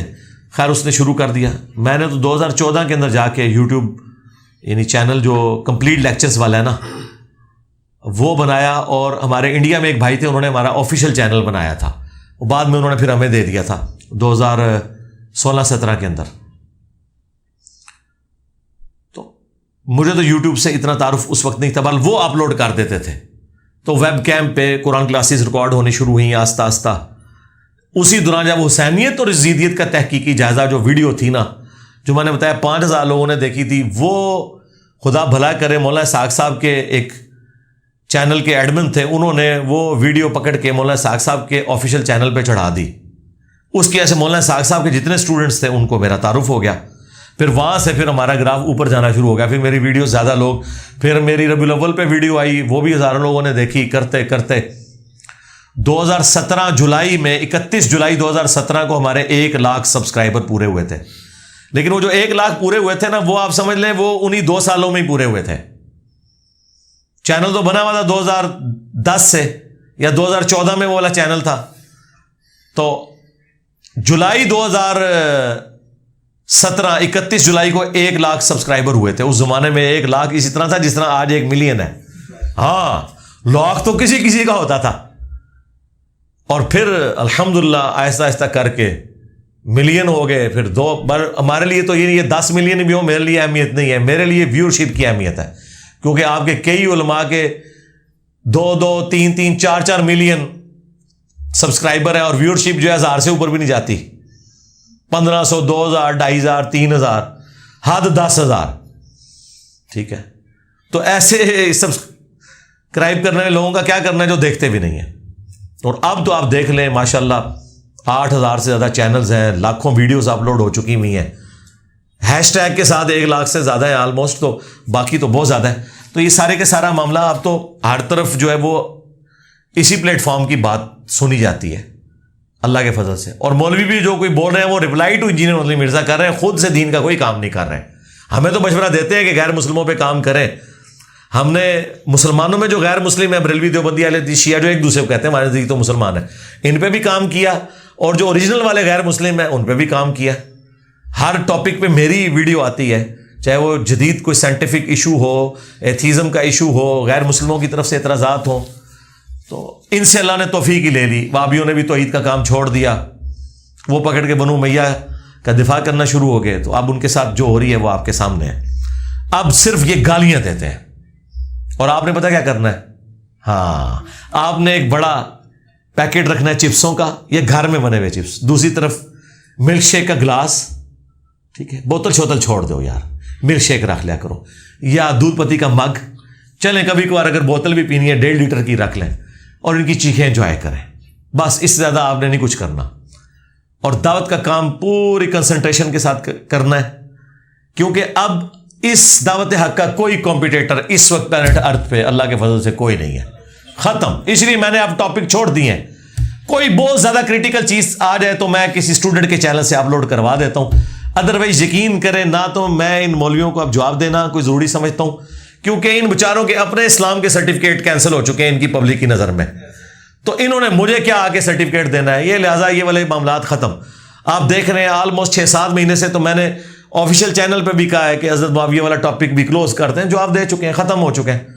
جس نے دیکھنا ہے وہ ویڈیوز دیکھے. ہم تو اب ایمفسائز کر رہے ہیں اپنے پبلک سیشنز پہ, ملاقاتوں کے اوپر, کیونکہ جو بندہ ایک دفعہ یہاں سے ہو کے جاتا ہے اسے پتہ چلتا ہے کہ کیا روحانیت ہے یہاں آنے میں. انہوں نے تو درباروں کی جھوٹی روحانیت دیکھی تھی, حقیقی روحانیت دیکھیں. وہاں تو چندے دیتے تھے, یہاں ان کے اوپر خرچ ہوتا ہے. اس لیے ہم تمام اسٹوڈنٹس کو کہتے ہیں کہ ایک دفعہ آپ نے جیلم اکیڈمی ضرور آنا ہے, اور ماشاءاللہ 14-15 سالوں میں کوئی ناغہ نہیں اللہ کے فضل سے. تو یہ ساری یعنی جو تکلیف کے بعد آج یہ پلیٹ فارم جس لیول پہ پہنچا ہے, تو اس کے پیچھے یہ پوری قربانیوں کی داستان ہے, ہماری فیملیز کی, ہمارے اسٹوڈنٹس کی, ہمارے ٹیم ممبرس کی, ان کی فیملیز کی. ہر ایک نے اپنے اپنے لیول کے اوپر کنٹریبیوٹ کیا ہے, تو تب یہ سارے کا سارا معاملہ یہاں تک پہنچا ہے. اب تو یہ یعنی آپ سمجھ لیں جہاز اڑ رہا ہے. ہاں انشاءاللہ رسول اللہ کے قدموں میں اس نے جا کے لینڈ کرنا ہے. ہاں انشاءاللہ تعالی اس سے پہلے اس کو کوئی نہیں نیچے گرا سکتا اللہ کے فضل سے. ہاں جو اس کی طرف رخ کرے گا وہ اسی کی طرف پلٹ آئے گا. ہاں جس زمانے میں اسے ٹیک آف پوزیشن پہ لے کے جانا تھا, وہ آپ کو پتا ہے جب تک 300 کلومیٹر فی گھنٹہ کی رفتار نہ ہو تو جہاز ٹیک آف نہیں کرتا, اس کے لیے بہت زور لگانا پڑتا ہے. اور جب اوپر آ جائے تو پھر نیچے آپ کو کیڑے مکوڑے بھی نہیں نظر آتے. ہاں کیڑے مکوڑے بھی نہیں نظر آتے. جب یہ 10,000 فٹ کی بلندی پہ جاتا ہے نا, تو کیڑے مکوڑے بھی نظر آنا بند ہو جاتے ہیں. تو اب حالت یہی ہے, اب صرف ان کی چیخیں آپ نے سننی ہے, اور یہ جو آئے دن مسائل اٹھاتے ہیں وہ انشاءاللہ جیلم دار ارکم خود دیکھتا ہے. یہاں کے جو ہمارے ٹیم ممبرز ہیں انہوں نے دیکھنا ہوتا ہے. آپ نے وہ فالو کرنا ہے جو آپ کو بتایا جائے گا آفیشیل چینل سے. کوئی کنفرنٹریشن نہیں کرنی, کوئی احتجاج نہیں کرنا, کوئی بینر نہیں لگانا. جو کچھ کرنا ہے سوشل میڈیا کے ذریعے ہماری دعوت پہنچ رہی ہے. آپ دیکھیں یہ حالیہ دنوں میں بھی ہمیں یعنی چند تکلیف سے گزرنا پڑا ہے, لیکن اس سے ہمارا کام کبھی افیکٹ نہیں ہوا, نہ کوئی درس بند ہوا, نہ میرے پیشن میں کمی آئی. تو آپ دیکھ لیں آہستہ آہستہ ہر معاملہ اپنے کنکلوژن کی طرف جا رہا ہے. دیکھیں نا, تو آندہ بھی کوئی ہوگا مسئلہ وہ اپنی موت خود مرے گا. اس پلیٹ فارم کے ساتھ اللہ کی مدد ہے اس حوالے سے کہ یہ فرقہ واریت کی دعوت نہیں ہے, کتاب و سنت کی دعوت ہے. یعنی یہ نبی الاسلام کی مبارک ختم نبوت کی برکت سے جو آپ صلی اللہ علیہ وآلہ وسلم نے کام امت کو ٹرانسفر کیا تھا وہ پوری ایمانداری کے ساتھ نبی صلی اللہ علیہ وآلہ وسلم کی بھولی بالی امت تک پہنچایا جا رہا ہے اللہ کے فضل سے. تو اینڈ پہ میں دعا کروں گا اللہ تعالیٰ ہمیں بھی, ہمارے اسٹوڈنٹس کو بھی, ان کی فیملیز کو بھی, قیامت تک آنے والے تمام مسلمانوں کو پورے اخلاص کے ساتھ ختم نبوت کی برکت سے یہ جو نبیوں والا کام اس امت کو شفٹ ہوا ہے, نبی صلی اللہ علیہ وآلہ وسلم کا سچا مجاہد بنتے ہوئے آگے پہنچانے کی توفیق عطا فرمائے. آمین. صلو علی محمد وآل محمد.